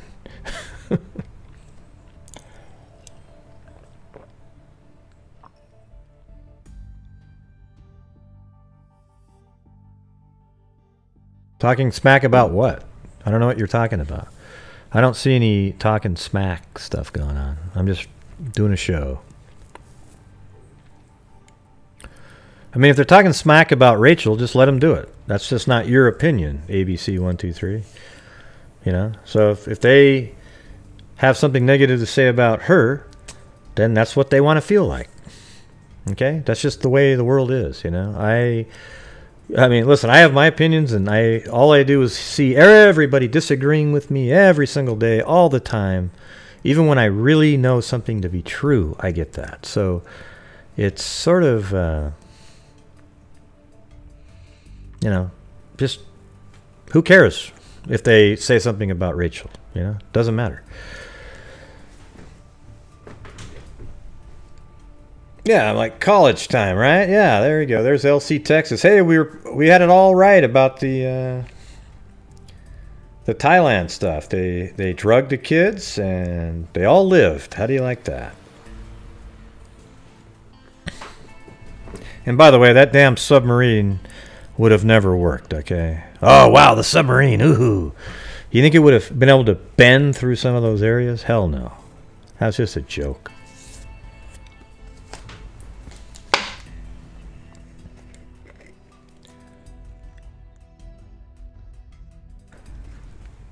Yeah, hey, Sonny, I've mentioned Beaver County in about 1,000 times. Yeah, all the articles are there. I actually bought a prescription there through the donations in Super Chat. How do you like that? Or maybe it was PayPal. I can't remember.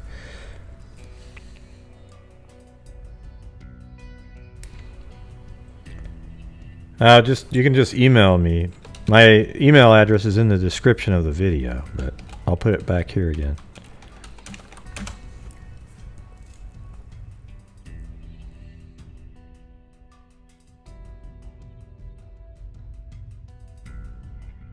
Thanks, Vic.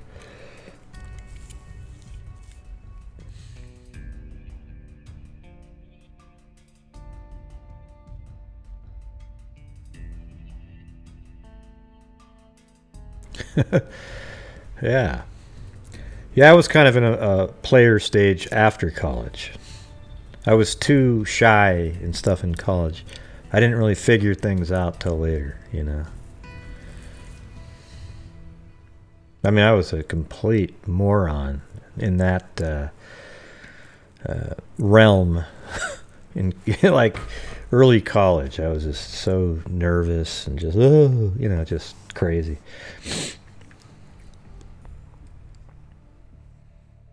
Some hard candies? Jesus.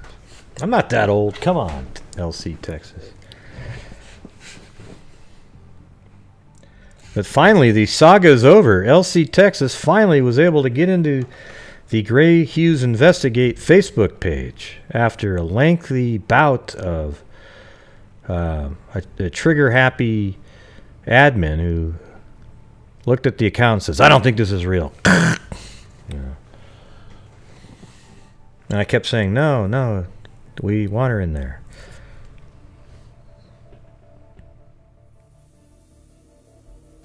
Yeah, exactly. There's no way in hell that thing would have worked. That submarine. Not a chance in hell.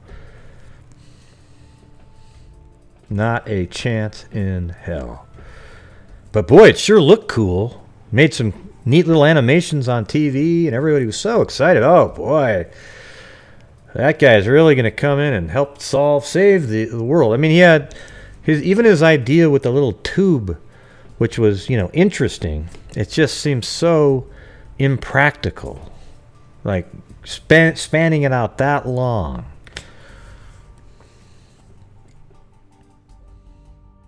Okay, you sent the article. What's the article about, Matthew Campbell? Well, Gray, open it up and find out. All right, let's see.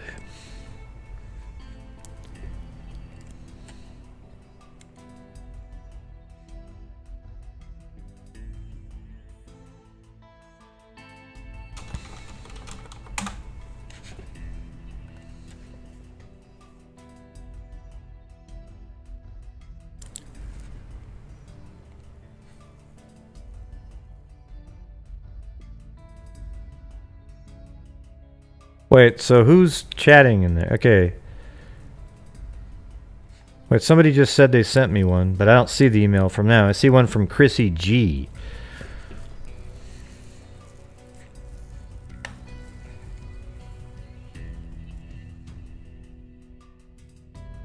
Let's see. Clubbing, hanging with Sheldon. Wayne. Yeah, I don't know why nobody's speaking, Chrissy. I have no clue. I think it's probably, you know, the whole snitching thing. You know, maybe it's I don't know.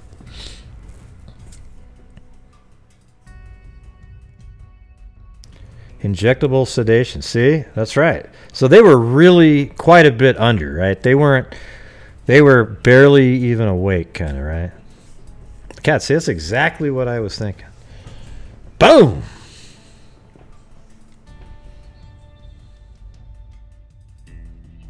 Yeah, I thought it was 10 rounds, but okay. Maybe 12. Yeah, I never got an email. I don't know who was going to send that to me, but Matthew Campbell, I never got one from you. Maybe I'll try again. Maybe it just popped in. Nope, it's not there.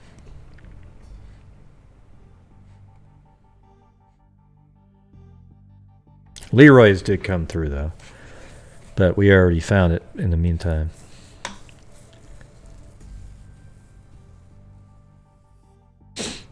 Yeah, I was on the Lookner chat. Yeah, well, that's because that one girl that used to come in here was absolutely nuts on there, too. You know. She's got like a stalker mentality, you know, probably does the whole, what do you call it, vindictiveness aspect.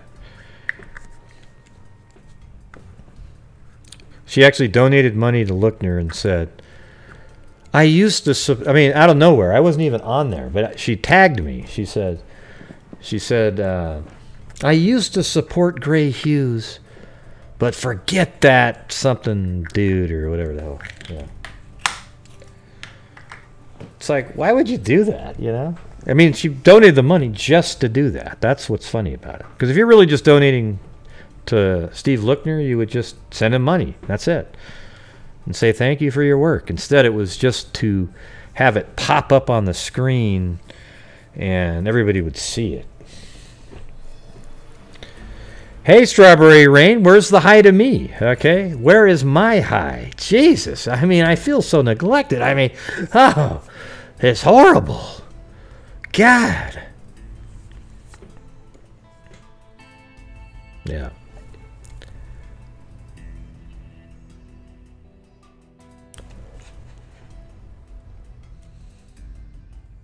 Let's see. They jumped on. Look, yeah. All right, let me check.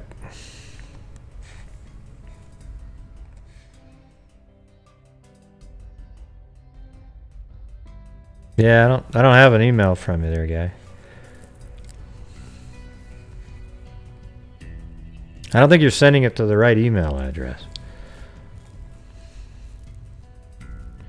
See, like, you see how Strawberry does that a lot?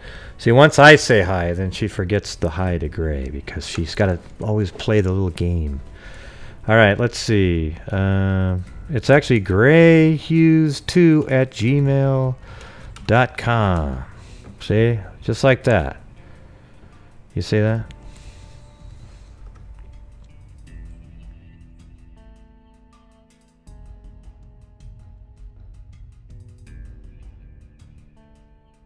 Right. See, that's exactly right. But that's what we were saying. They're basically, when you're in the dentist's office and you're on that sedation, you're pretty much under. You're not. It's not like laughing gas or anything. You're talking about you're literally. It's sort of like propofol, but a little higher up, where you're not completely under. You know, you're because you can take. Well, I don't even know if that's the right one. It's just sort of. You're there. Like I actually. When my brother died a long time ago, I had to go do an angiogram, and they put you under, so you're almost under a little bit, and you're just kind of barely conscious, where you're sort of observing, but nothing's really freaking you out or anything. You don't really remember a lot, stuff like that.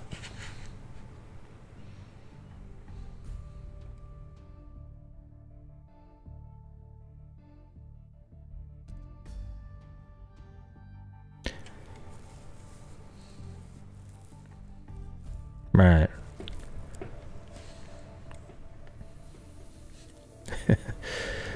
Yeah.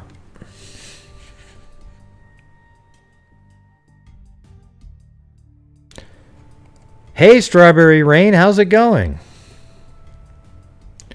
Got about 10 seconds to say hello back or boom, punishment.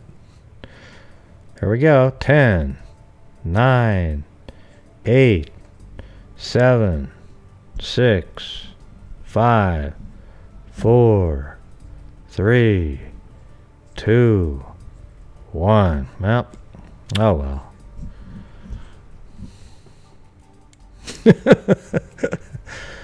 There we go. That's a 300.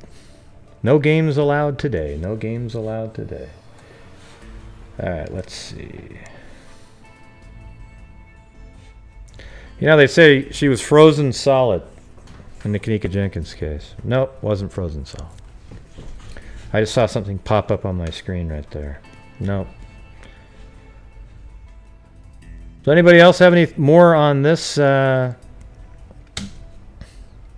do you call it, the Rachael del Tondo case? Maybe the cave? Anybody have anything on that?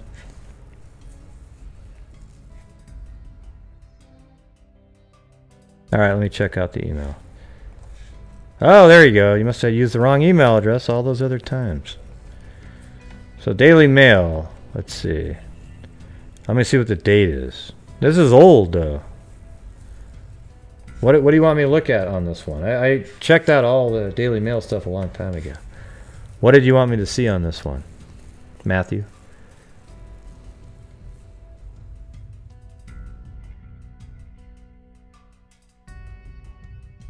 That's right. Poor Strawberry Rain. She's on timeout. The little game playing. Don't say hi to Gray because I'm mad at Gray. So I'm going to say hi to every single other person individually, one at a time, to prove the point. So there you go. That's the drama we deal with here late night on on YouTube live. Childish behavior by everyone. Oh, she's mad because I didn't like what she said. She actually said that wasn't Kanika in one of the pictures in the room, and I said, you know what, that's just ludicrous, you know, and you know, that kind of thing. So what am I supposed to be looking at here, Matthew? Talks about and how her mother said her daughter feared. Yeah, I remember. Yeah, that's in my other lives that I've talked about, and I said it earlier on in this one too, or maybe it was in earlier video today that I made. Was that she was, you know, she feared for her life, and her boyfriend even knew that she'd been threatened a few times. And her mother knew that too. Yeah. But right here, this is an important part. Now her mother, Lisa Del Tondo, tells dailynews.com, that Jeter was obsessed. You see that part? And told her, now I can't see it, and told her he wanted to marry her daughter. And then she also revealed that her daughter got death threats, and when her discovery with Jeter, who was not her student, was leaked earlier this year. So she got death threats at that time. So somebody really wanted to get her somehow. Pretty crazy.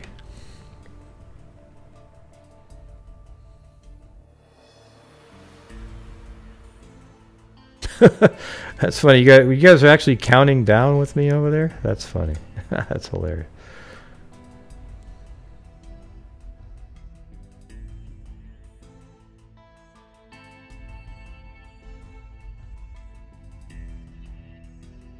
Yeah, that'd be sweet, Leroy. Maybe you can do like film yourself with a camera after each show, and we'll upload it. And then you can come on and talk about it.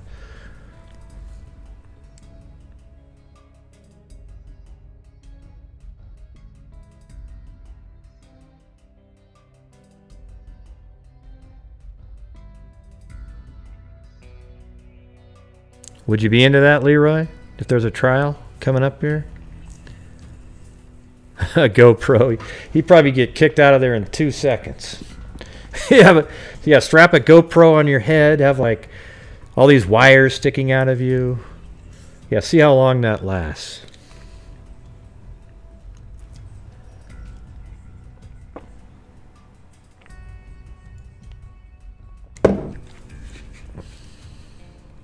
You know what I'm saying?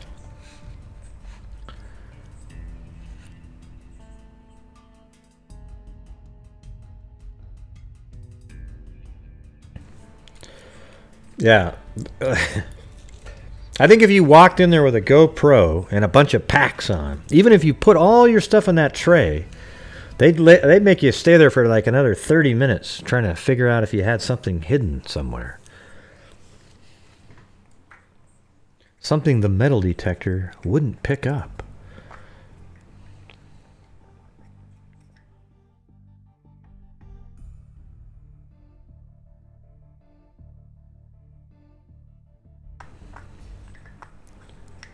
Yeah, a Gray Hughes t-shirt, yeah.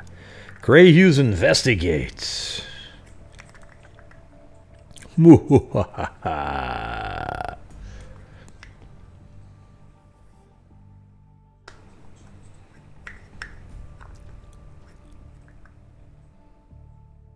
Yeah.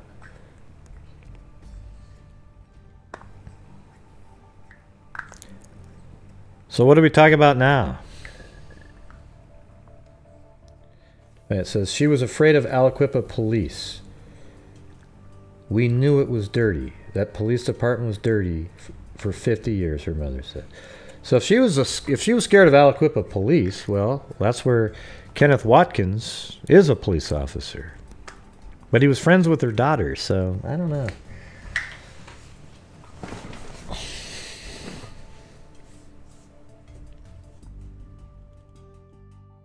Oh yeah, Marissa? I don't have it yet, but I mean, I think if I ever get to like 20,000 subscribers, maybe I would try it, but I don't know. It feels kind of weird. You know, you have like, I see people that have 1,000 subs with t-shirts. It's like, really? I mean, I don't know. Yeah, what's the suggestion? Daro?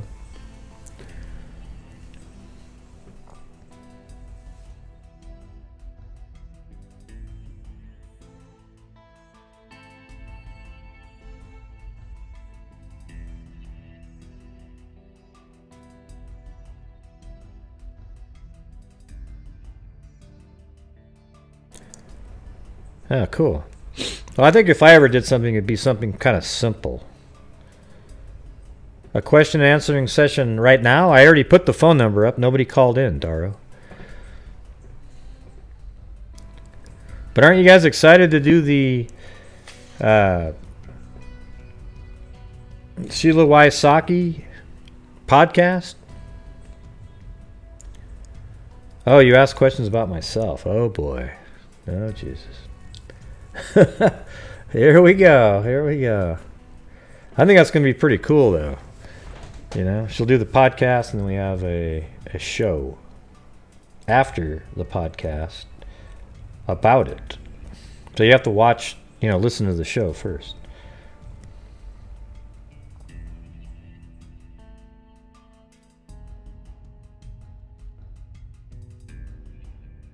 How is Mrs. Shoes doing now? I don't know. I think she's working in the yard. She likes to do yard work.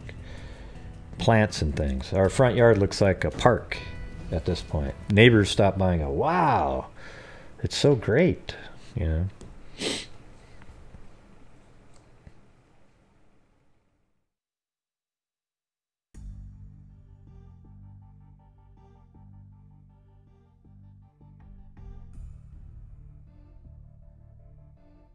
Yeah. What about John Lord? About him? On here. Where was it? Did you see my message about... No, I didn't see the one. On here or where? I know he's doing less shows and everything. I saw that stuff.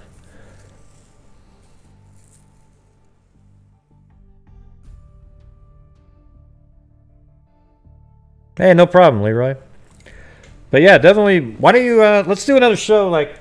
Maybe next, you know, coming up here, maybe early next week, and why don't you just come on anyways, and we can talk about, because you're from there, right? I think it'd be really interesting for people to hear your perspective. I mean, do you actually live in Aliquippa?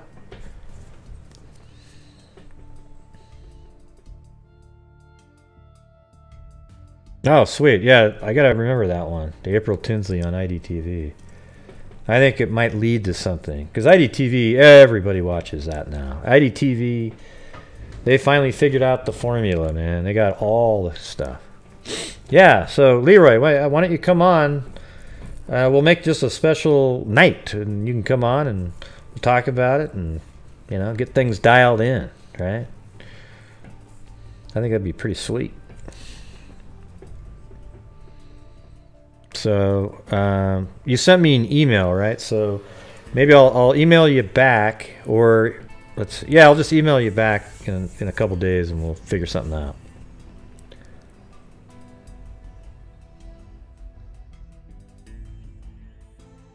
Oh, he did?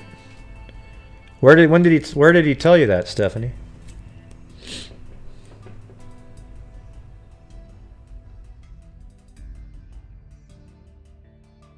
Yeah, I didn't see that. I haven't heard from him at all or anything lately.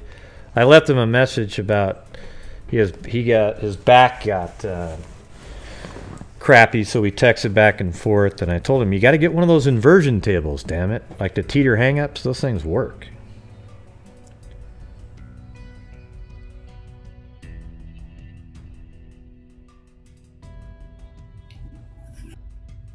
Somebody commented about the body being frozen.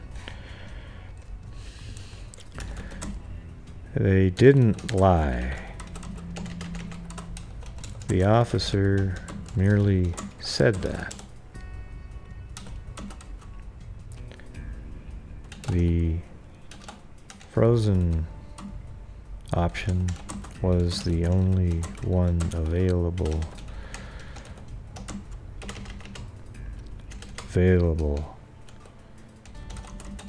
She wasn't frozen solid, however. See, what's weird is everybody's so focused in on the frozen solid part with Kanika. I mean, it sounds crazy, but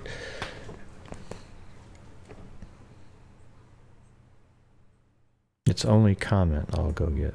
Okay. Yeah, I'm typing because I made a comment on, you know, Straight Drop's showing these videos right now about, oh, look, they checked the box that says frozen, and the officer said frozen solid, therefore she was frozen solid.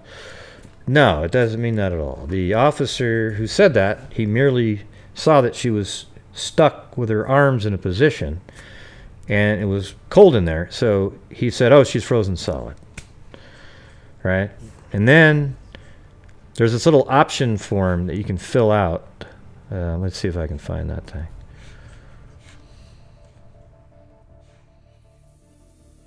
See, I'm actually going to call all these people to actually get the real answer instead of, you know, the bogus stuff that goes around out there. It's really pretty frustrating, to be honest with you. Okay, right here. See this? This is the form over here at Rosemont. It says, Rosemont Department of Public Safety Death Hospitalization Report. Body information. Then down here it says, unusual condition of body. Well, was it burned? No. Frozen? Yeah, they checked that one. Crushed, you know, other. Okay, frozen, yeah, because that's how she died, in a freezer, right? Like, but that's what you're going to put. But was she frozen solid all the way through the core at 8 degrees in 21 hours? And the answer is no. She was not frozen solid, okay? She might have had a couple frozen fingers or something like that, but she wasn't a big block of ice like everybody says all the time. It's amazing. And it's like, what does that have to do with anything anyways? You know, that was just some factoid that was thrown out. You know, and see, what they were trying to say is, if she was frozen solid, how did they get her arm straight to put her on that gurney? Oh, you know, like they just solved the equation of light. You know, the nuclear code or something. No, that's not what you figured out here. You figured out that the only option that was close was the word frozen on there. All right.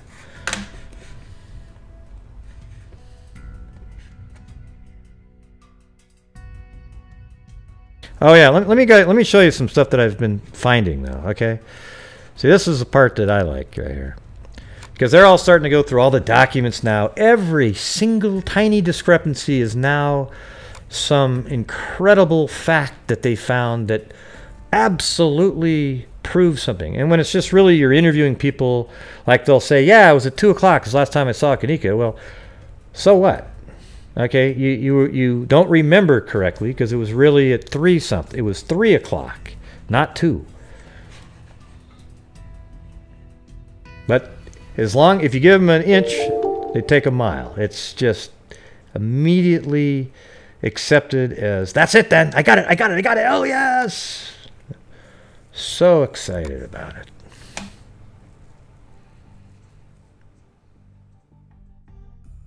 I'm actually looking on a different screen over here. Okay.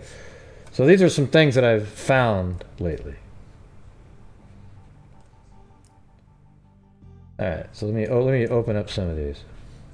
I know you guys are sick of this case, but I got to do it anyways. Serious questions remain regarding what happened to Kanika Jenkins at the Crown Plaza. This is early on. Okay, this is by her lawyer. Okay, so Teresa's lawyer wrote this. Serious questions remain regarding what happened to Kanika Jenkins at the Crown Plaza Hotel on September 9th, 2017. Kanika was found dead in a freezer of the Crown Plaza Hotel more than 36 hours after her family reported her missing. Well, that's completely bogus, right? All right, she was actually found 21 hours after she was seen on surveillance footage. So she was reported missing way later than that. And then 36 hours would put it on to, like, you're like on the 11th or something, you know? Or late on the 10th. Let's see, so it was 2:30 on the 9th, and then at 12, oh yeah, on the 10th, right? So she was found at around 12:15 on the 10th in the morning. So this is just so off. So even her lawyer writes incorrect information, right? Everybody's just, and look at, this is the freezer after Kanika was taken out, and they wanted to see what temperature its natural resting, you know, temperature would be at. And this was on 9/17, so they let it sit there for days, and it was 8 degrees. All right, that's what it gets down to in there, 8 degrees.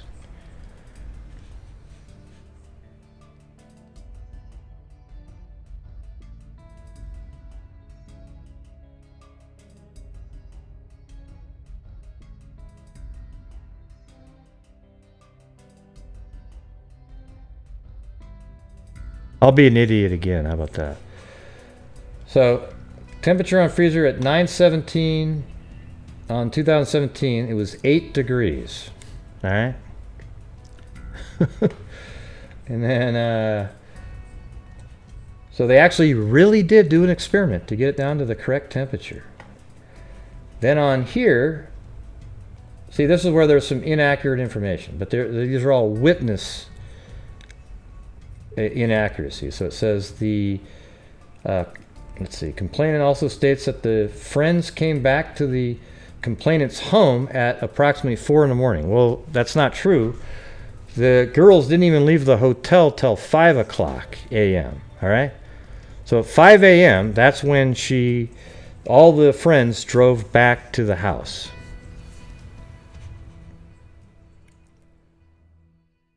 The mom's house. So they probably got there like 5:40-ish. I mean, it's not 4 o'clock, it's just not even close. But of course, they use that as, oh, see, the clocks are all wrong. The clocks were all wrong. No, they weren't. They weren't at all. The light in the lobby matches perfectly with daylight, the sunrise time. Absolutely matches it perfectly. The victim then stood by the elevator. Look at this part right here. This is exactly what I've said the whole time. Listen to this right here. The complainant further said that according to the friends, as they were leaving the party at Crown Plaza, room 926, the victim, Kanika, realized she had left her keys and cell phone. The victim then stood by the elevator. This is exactly what I've said 100 times. The victim then stood by the elevator of the 9th floor as her two friends went back to the room to retrieve the victim's belongings. So she was standing right by the elevator. And yeah, you guys didn't miss anything. Right? But I know she's doing the little game playing thing again, so I'm not going to do it this time. I'm not going to do it. All right, so the victim then, but just think about this. This is exactly what I said. I said that they walked her out. They probably even hit the elevator button, and she was still standing there when they went back inside. Then the elevator door comes up. She gets on and hits LL on accident. All right, so that's one of the documents I found. Then here's another one. She was gone. Jenkins did not have her phone because she left it in the hotel room, advising her friends. Last saw Jenkins in the hallway on the 9th floor around 2:30 hours. Okay, but that's not correct either. See, that's just something they're remembering. All right? It was actually more like 3:05 or something. Advised she had spoken with the officers already earlier in the day to report her sister missing. See the original report, blah, blah, blah. Okay. And here's another one. While speaking with the other guests, the manager notified us that she observed Jenkins on video at 3:30 hours in the lower level area in the hotel enter through the employee area. We had, let's see, yeah, so she went through those double doors. We had take us to the area where she blah, blah, blah. Okay, then let's see, here's another one. After the scene was processed and identified, an identification was made, Sergeant Rose and I, which is different than Matthew Rose, the attorney, walked through the scene. We walked and through the kitchen area and freezer where Kanika was found. We explained Kanika was observed on video surveillance walking by herself through the kitchen area to the... See, this kind of explains how they found her. You see, they actually had to keep... They didn't even know at all where she was at this point, and they just happened to find her at some point on surveillance. Wait, about what, Justin? What are you talking about?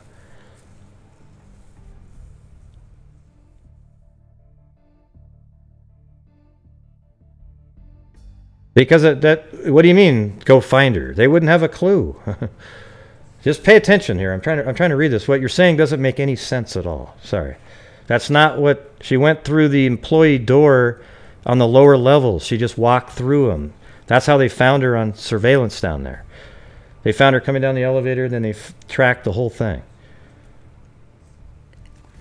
Well, I'm weird about because look at, see, here's that passive aggressive stuff Strawberry's doing. She's pretending not to know. It's weird, man. It's really weird. Yeah, it's really weird. How about just don't speak? I'm trying to get through these notes here. Is that okay? Thank you. All right. We explained Kanika was observed on video surveillance walking by herself through the kitchen area to the area of the freezer. We explained the security. This is when they were looking through surveillance, Justin. Okay, this has nothing to do with, oh, wow, they saw her, and then why didn't they go get her? It was when the police got there and started looking at surveillance, this is what they're looking at. See, look at, after the scene was processed and identification was made, Sergeant Rose and I walked through the scene. We walked through the kitchen and the freezer where Kanika was found. We explained Kanika was observed on video surveillance by herself through the kitchen area to the area of the freezer. We explained the security camera in the kitchen. This is them talking to, I think, the mother, explaining it to her. An activity pointed to where the camera is located. So they pointed up to the camera. You see that on surveillance.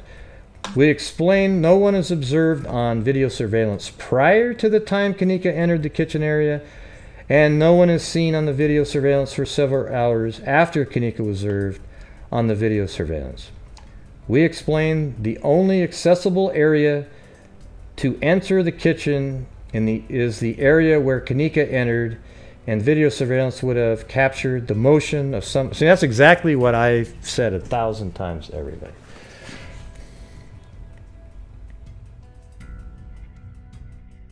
You see what I'm saying? So it's like they're explaining to Teresa. The only thing is you can come in from the side where the manager came in, but that's actually from the loading dock area. So I think what they're saying is the only way in there would be through the door that Kanika went in if you were inside the hotel already. Although I think there's like the side hallway there, but none of us really know where that goes. It could turn or something like that. Either way, it doesn't matter if you come in one of those side doors or not. The only ways in there would set off motion sensors. Yeah, I don't know why she went into the freezer. I think she was trying to look how to get out because there was exit signs. She kind of followed different exit signs because going up those stairs she went up lead right to the employee exit, but then there's also an exit sign above the door that's backwards that she went through. So, I mean, she was just very intoxicated, had no clue what she was doing. Of course, if you're looking at it from a nefarious angle, oh my God, it was a body double, there was all kinds of, you know, the Illuminati was there, oh, she was missing all kinds of organs, and that's just not true. None of that is. Upon viewing Kanika's body, stated it appeared she was crying. Sergeant Rose explained the freezer was turned off. Okay, so this is important stuff here, right here. Sergeant Rose explained the freezer was turned off and the freezer doors were left open during scene processing by evidence technicians, causing the temperature to rise above freezing in the freezer. Sergeant Rose stated icicles melted down from a blower located above the area where Kanika was found, explaining how the liquid got on her head. You remember that part?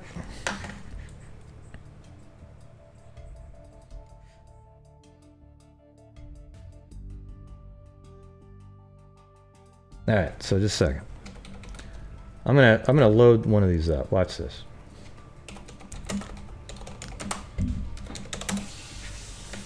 All right, right here, this video right here. This is my video. All right, 360 Hello, degrees. this is Gray Hughes again. So I'm gonna go all the way over to the freezer. Hit pause because you don't have to listen to it. And this is where they found Kanika right there. All right, right on the floor, right there. So let's get into that room. Now we're in that room. See right there? This is where it had icicles and they dripped down onto her head, which is right here in that corner. And this is what they're talking about in that picture. Everyone goes, oh, there's nothing up there, there's nothing up there, because they haven't taken the time to look at anything. You know, it gets really old, to be honest with you. disturbing almost, to be honest. So right here it says, the temperature to rise in the freezer, Rose stated, icicles melted from a blower located above the area. And look at right there. That's the blower. Now there's probably icicles on the back, maybe some icicles on the front, and they drip down onto Kanika's head. And that's after they found her. So the thing is what probably happened was, the first person to find her, her hair might have been a little straighter even, right? But then when the water, it started warming up in there, and water was dripping down, then it created that frizzier look that we see, okay? That's my opinion, and I'm not even a hair expert.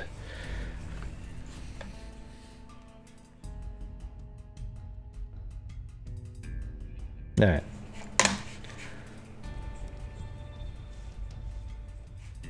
All right, let's see what the next one. I found some stuff in here. Oh yeah, there's also information. So everyone's like, Straight Drop just made a video saying, oh, look at 2 o'clock, 2 o'clock, 2 o'clock. He repeats it over and over again so people will get, because Irene said that the last time she saw Kanika was 2 o'clock, but it was actually 3. But she says 2 o'clock, 2 o'clock, 2 o'clock. But right here in the, and then they also brought up the Snapchat in another conversation. Oh, well, what are you talking about? She did a Snapchat at 2:17.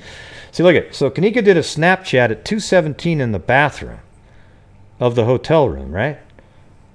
So that means the 2 o'clock comment by Irene is absolutely provably not correct, okay? She was still there. Well, that means if there's 57 likes, 56 watching, that means people had left already. Or some people are worth 2. Maybe when Strawberry Rain hit the like, well, she didn't hit the like button. But if she did, maybe she was worth 2. The hotel employees accompanied PSO Pavla and though the believed path Kanika took. So here's the thing. This explains, again, like that one newspaper article has. See, right here it says, the hotel employees accompanied PSO Pavla and I through the believed path Kanika Jenkins took to the freezer on the night of the incident. Based on video surveillance and witness statements, PSO Pavla captured video of the believed path traveled by Kanika. Oh my God! It's fake! They created a walkthrough. They created a reenactment. No, that's not what that means. No. It means that they put a tripod down and filmed different locations. There's no actors. There's nobody playing the parts. But yet, for some reason, people still believe that crap to this day. Unbelievable.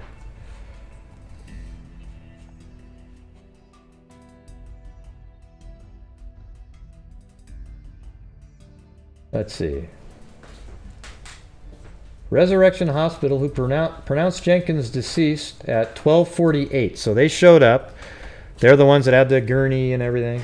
And they pronounced her dead at 12:48. So about 24 minutes after she was found. Officers observed a camera in the kitchen area where the freezer was. See, this is where people get confused here. There was a camera in the kitchen area where the freezer was and reviewed the camera. So all they're saying here, though, is they observed the camera in the kitchen area, and it's the same kitchen area where the freezer was. But they'll look at that and go, oh, right where the freezer was. Oh, wow. You know, the camera. They advised at 03:32 hours, they observed Jenkins walk into the kitchen area by herself and walk back to the area where the freezer was. They stated, you could not see Jenkins physically enter the freezer, okay, like everybody says, but you can see what appears to be, listen to what they're saying. We've all seen this same thing right here, watch. They stated you could not see Jenkins physically enter the freezer, but could see what appears to be the light reflect off the door when it was opened. See, we just see that right when she shows up there. When Jenkins is seen entering the kitchen at 3:32 hours, that was approximately 2 minutes after she is seen on camera enter the employee door from the downstairs hallway. Right, so she entered those double doors.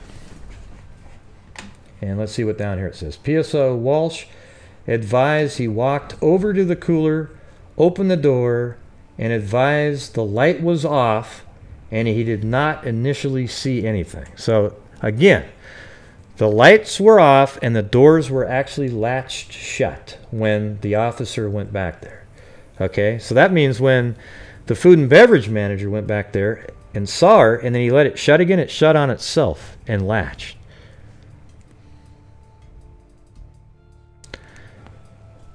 No, Strawberry Rain, everybody's fine with you. All right, everybody's fine. But just the little game playing. Everybody knows what the game was, but you know, let's just not do it for once on here. Just one night, it'd be great. All right, act like you know, one of the wrenches. All right. He said he then realized there was another door inside the cooler. PSO Walsh said he then opened the second door into the freezer, and the light was off inside that as well. So you see that right there? So when he went in there, both lights were off, and he had to use his flashlight. When they asked the food and beverage manager, he says he doesn't remember, but he remembers using his flashlight to look around. He doesn't remember. No, but he says he doesn't remember turning on or off the light switch. He didn't do any of that. But you wouldn't turn it off, right? You turn it on.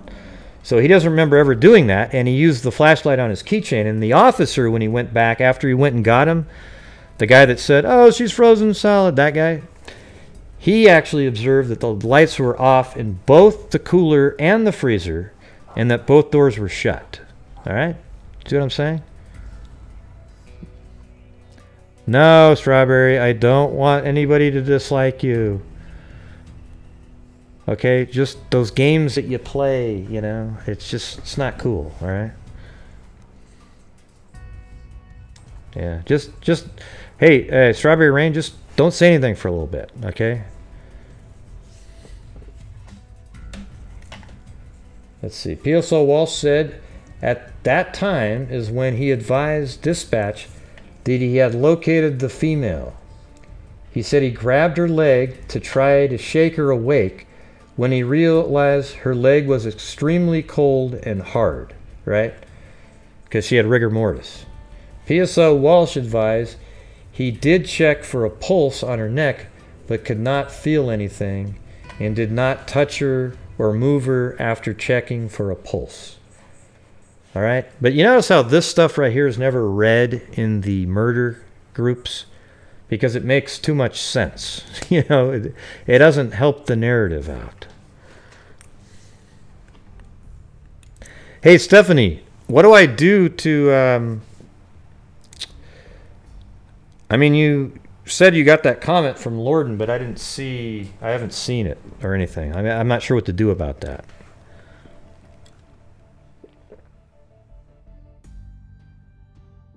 Yeah, it was 8 degrees. And I talked to the funeral home guy, and he got there, and he said, no, there's no way a body would freeze in 21 hours like that. Frozen solid. And he said that that the body wasn't frozen solid when he was there. Okay, that's simple as that.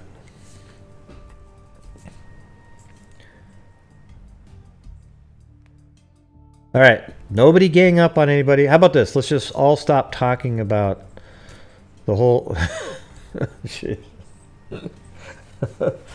I didn't know that you could actually put somebody...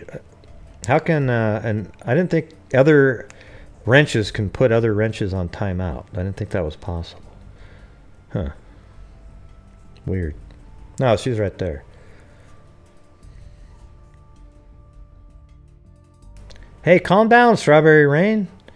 It's going to be okay. Oh.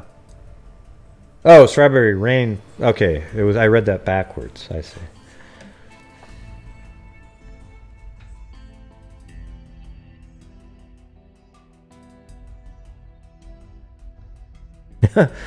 Hey, you don't need to put her on. Look at. Hey, Strawberry Rain. You just put her on timeout for something that, like, I don't think I would have got timed out, and even in Straight Drops group for that. I got timed out in there every second of every day for every single comment. I don't think that comment was a... well, she just said, why are you a wrench?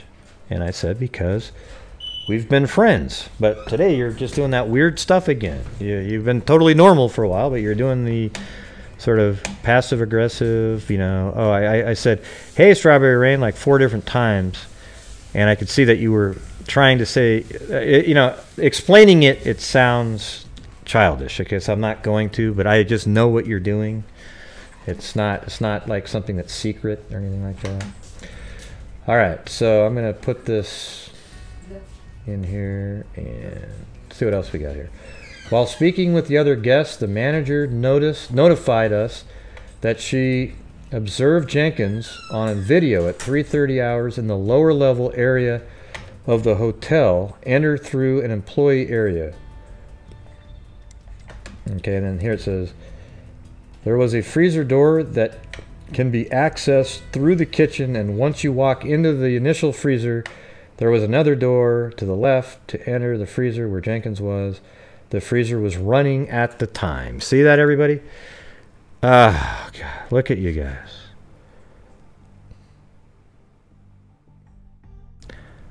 Jesus, Strawberry, you're so angry. How about everybody just stop talking to each other? This is crazy. I mean, I'm just going to have to... Oh, jeez. See? Oh, boy. Change when they're frozen. LC Texas wrote, I know the blood cells change when they're frozen, so a simple microscope check. Yeah, well, the thing is I'm actually going to call the medical examiner and ask the question. That's what I'm going to be doing. Hey, Superboy Key, or however you say that, Kai.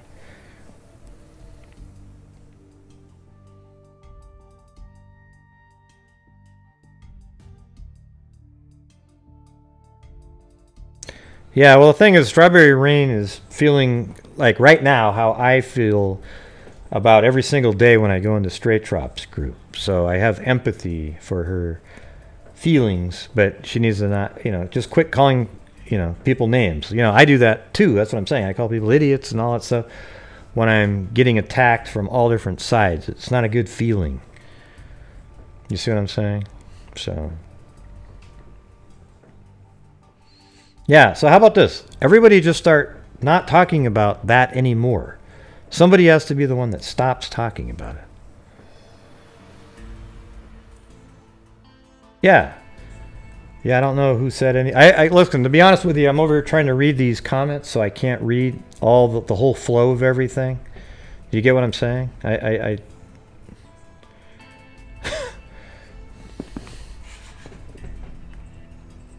Yeah. Wow, we're turning into one of those drama channels where everybody used to say, wow, how peaceful it was in there. And now look at it.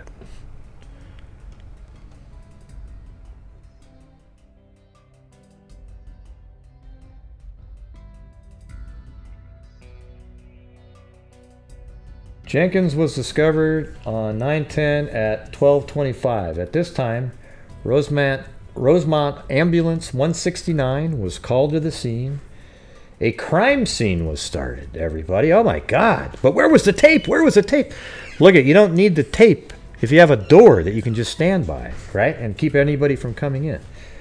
A crime scene was started for investigation, but there was yellow tape outside the employee entrance, so nobody was allowed to come in. PSO Edwards started a log of who entered and exited the scene at 12:25 hours. PSO Bailey took over the log at 1:26 hours until the scene was cleared. Rosemont paramedics arrived on the scene to assess Jenkins. Rosemont paramedics Joseph and Wynn advised they did not have any cardiac activity when they placed her on the heart monitor, and that her body was frozen. Paramedic, see, her body was frozen. See that? Was it frozen solid, though? See, that's the whole thing. Everyone's focused on the frozen solid. Yes, I believe that her fingers and everything would be frozen because she was in there for 21 hours. So her extremities, you know, things like that. But you're not going to turn into a block of ice in 21 hours in 8 degrees. You know, that's not like, if it was minus 20, maybe I could sort of buy that, you know. And that her body was frozen. Paramedic Joseph advised he called and spoke with doctor. And that's I think those are the same guys that checked off that box that we saw earlier.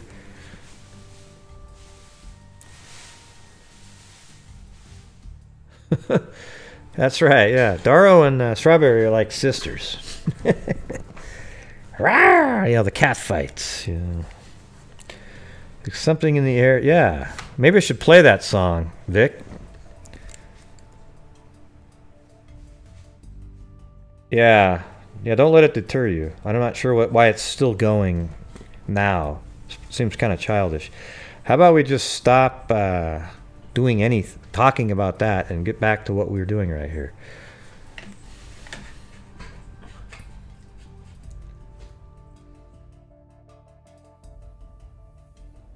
PSO Walsh advised he walked over to the cooler. Okay, so this explains, you know, when the manager found Kanika, it kind of explains that whole situation.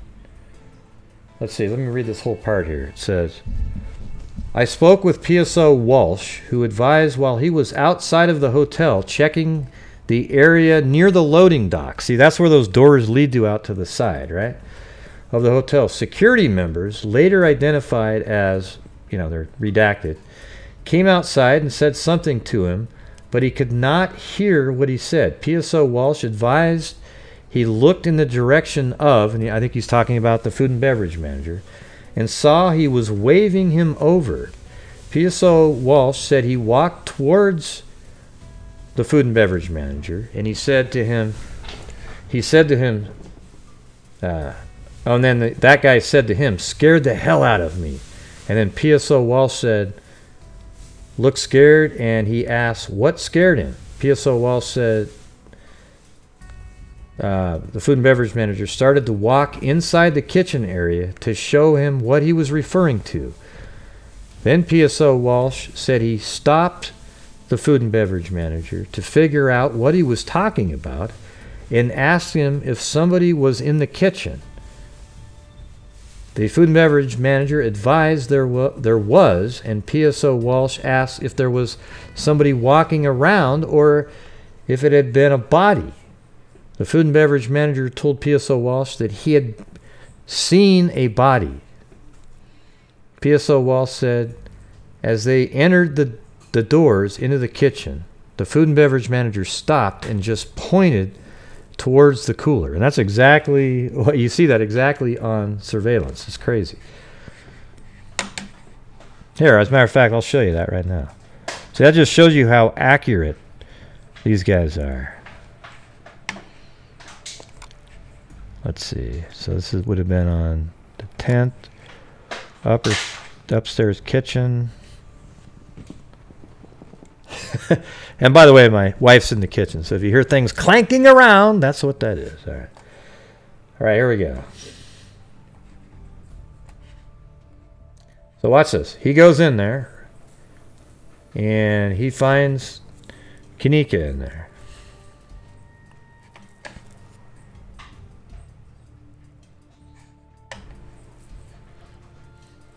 Now it's interesting because you get the same sort of coloration on the wall when he's in there. But he comes out really quick and he says, oh, I got it. He goes back and he says, oh, that scared the hell out of me. He tells an officer.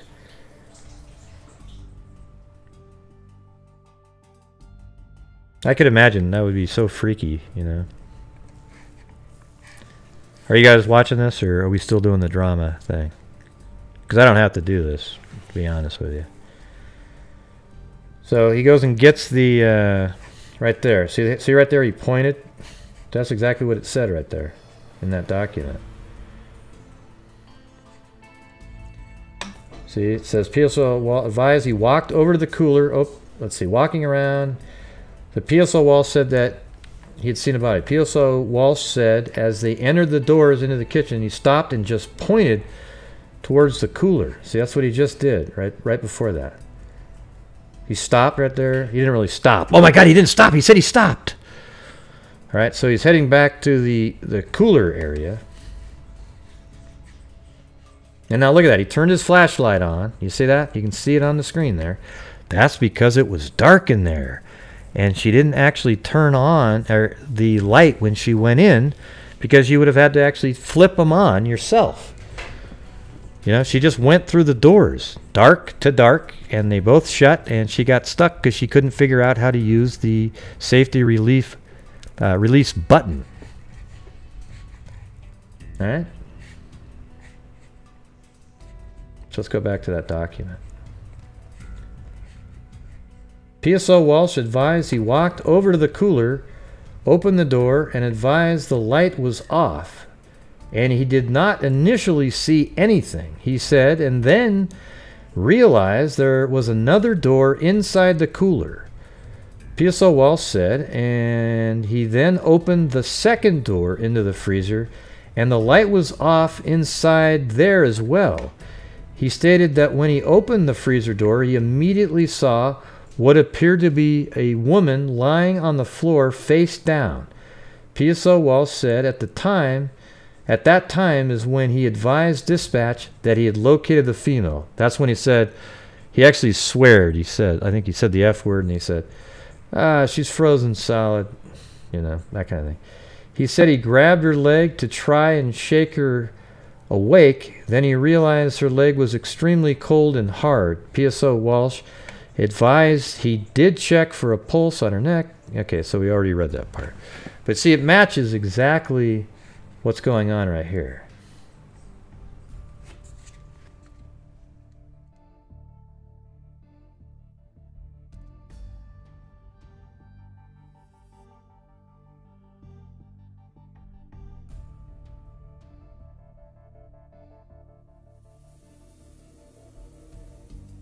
Yeah, so let me keep playing. Is it playing right now? Yeah, it's playing. So now he's coming back. So he's on his mic right there.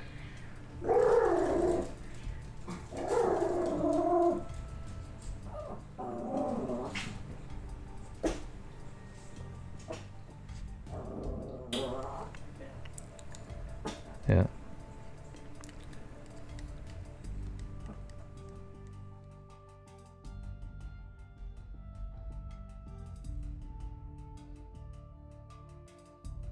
Yeah. Anyways, I guess that's really it right there for that part. And then later on, so right now it's 12:26, and then they're saying at about 44-ish is when the, yeah, see right there, they're right there. Let's see what time they actually declared her. So the ambulance people came in there. They had to, they're, you know, going to check to see if they could somehow revive her. And I think they're the ones that put the check box on that document. Because she was never, I don't believe she was actually taken to a hospital.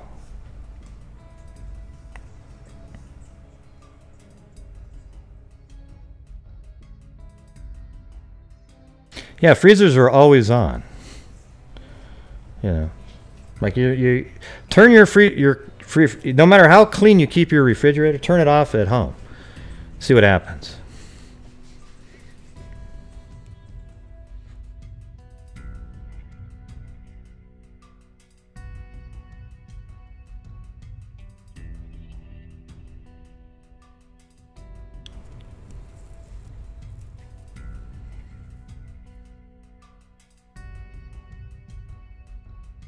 What do you mean? Why did you decide to look in the freezer? See, asking questions like that are so ludicrous, you know. Oh, why did he look in the freezer in the first place? Probably because they saw her on surveillance going back there. Okay, you look. They saw her on surveillance. Then they went back there. He walked around this side first to see maybe if she was there, because if she'd walked like this, it wouldn't have set off motion sensors. Okay, so he went back there and he went back there. See, why? I don't really get why you would, you know, why did he go back there in the first place? I don't know. Oh, sorry about that, Kimberly. I'm just saying I see this all day, every day, 100 times, and I have to answer it. Because, watch this. Let's just play this again. So he comes in, watch this, see that? Yeah, he'd seen surveillance, and even if he hadn't seen surveillance, and they were just checking everywhere, why not do that, right? Like, see, he goes back there. When he comes in, watch. I think I'm playing it. Oh, he'd already gone back there, so now I have to start it over again. Okay.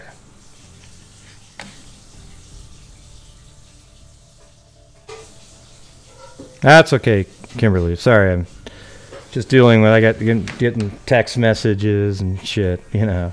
I get crap all day, 24/7. But if I say anything about anything, oh, it's horrible. Oh, it's ridiculous. Yeah, so you see that? He just walked in and he went around here. They probably, you know, saw her on surveillance and said, oh, it looks like she went in that upper kitchen. And then he went back there, but he went around this way first because she potentially could have been right back here, behind there, right?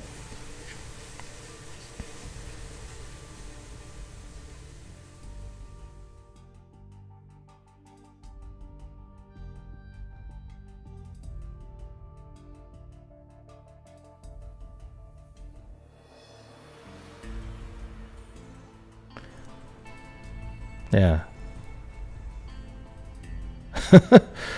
Yeah. Ah, crap. Anyways, all right, I'm just done now. This whole night gets shot again. You know, just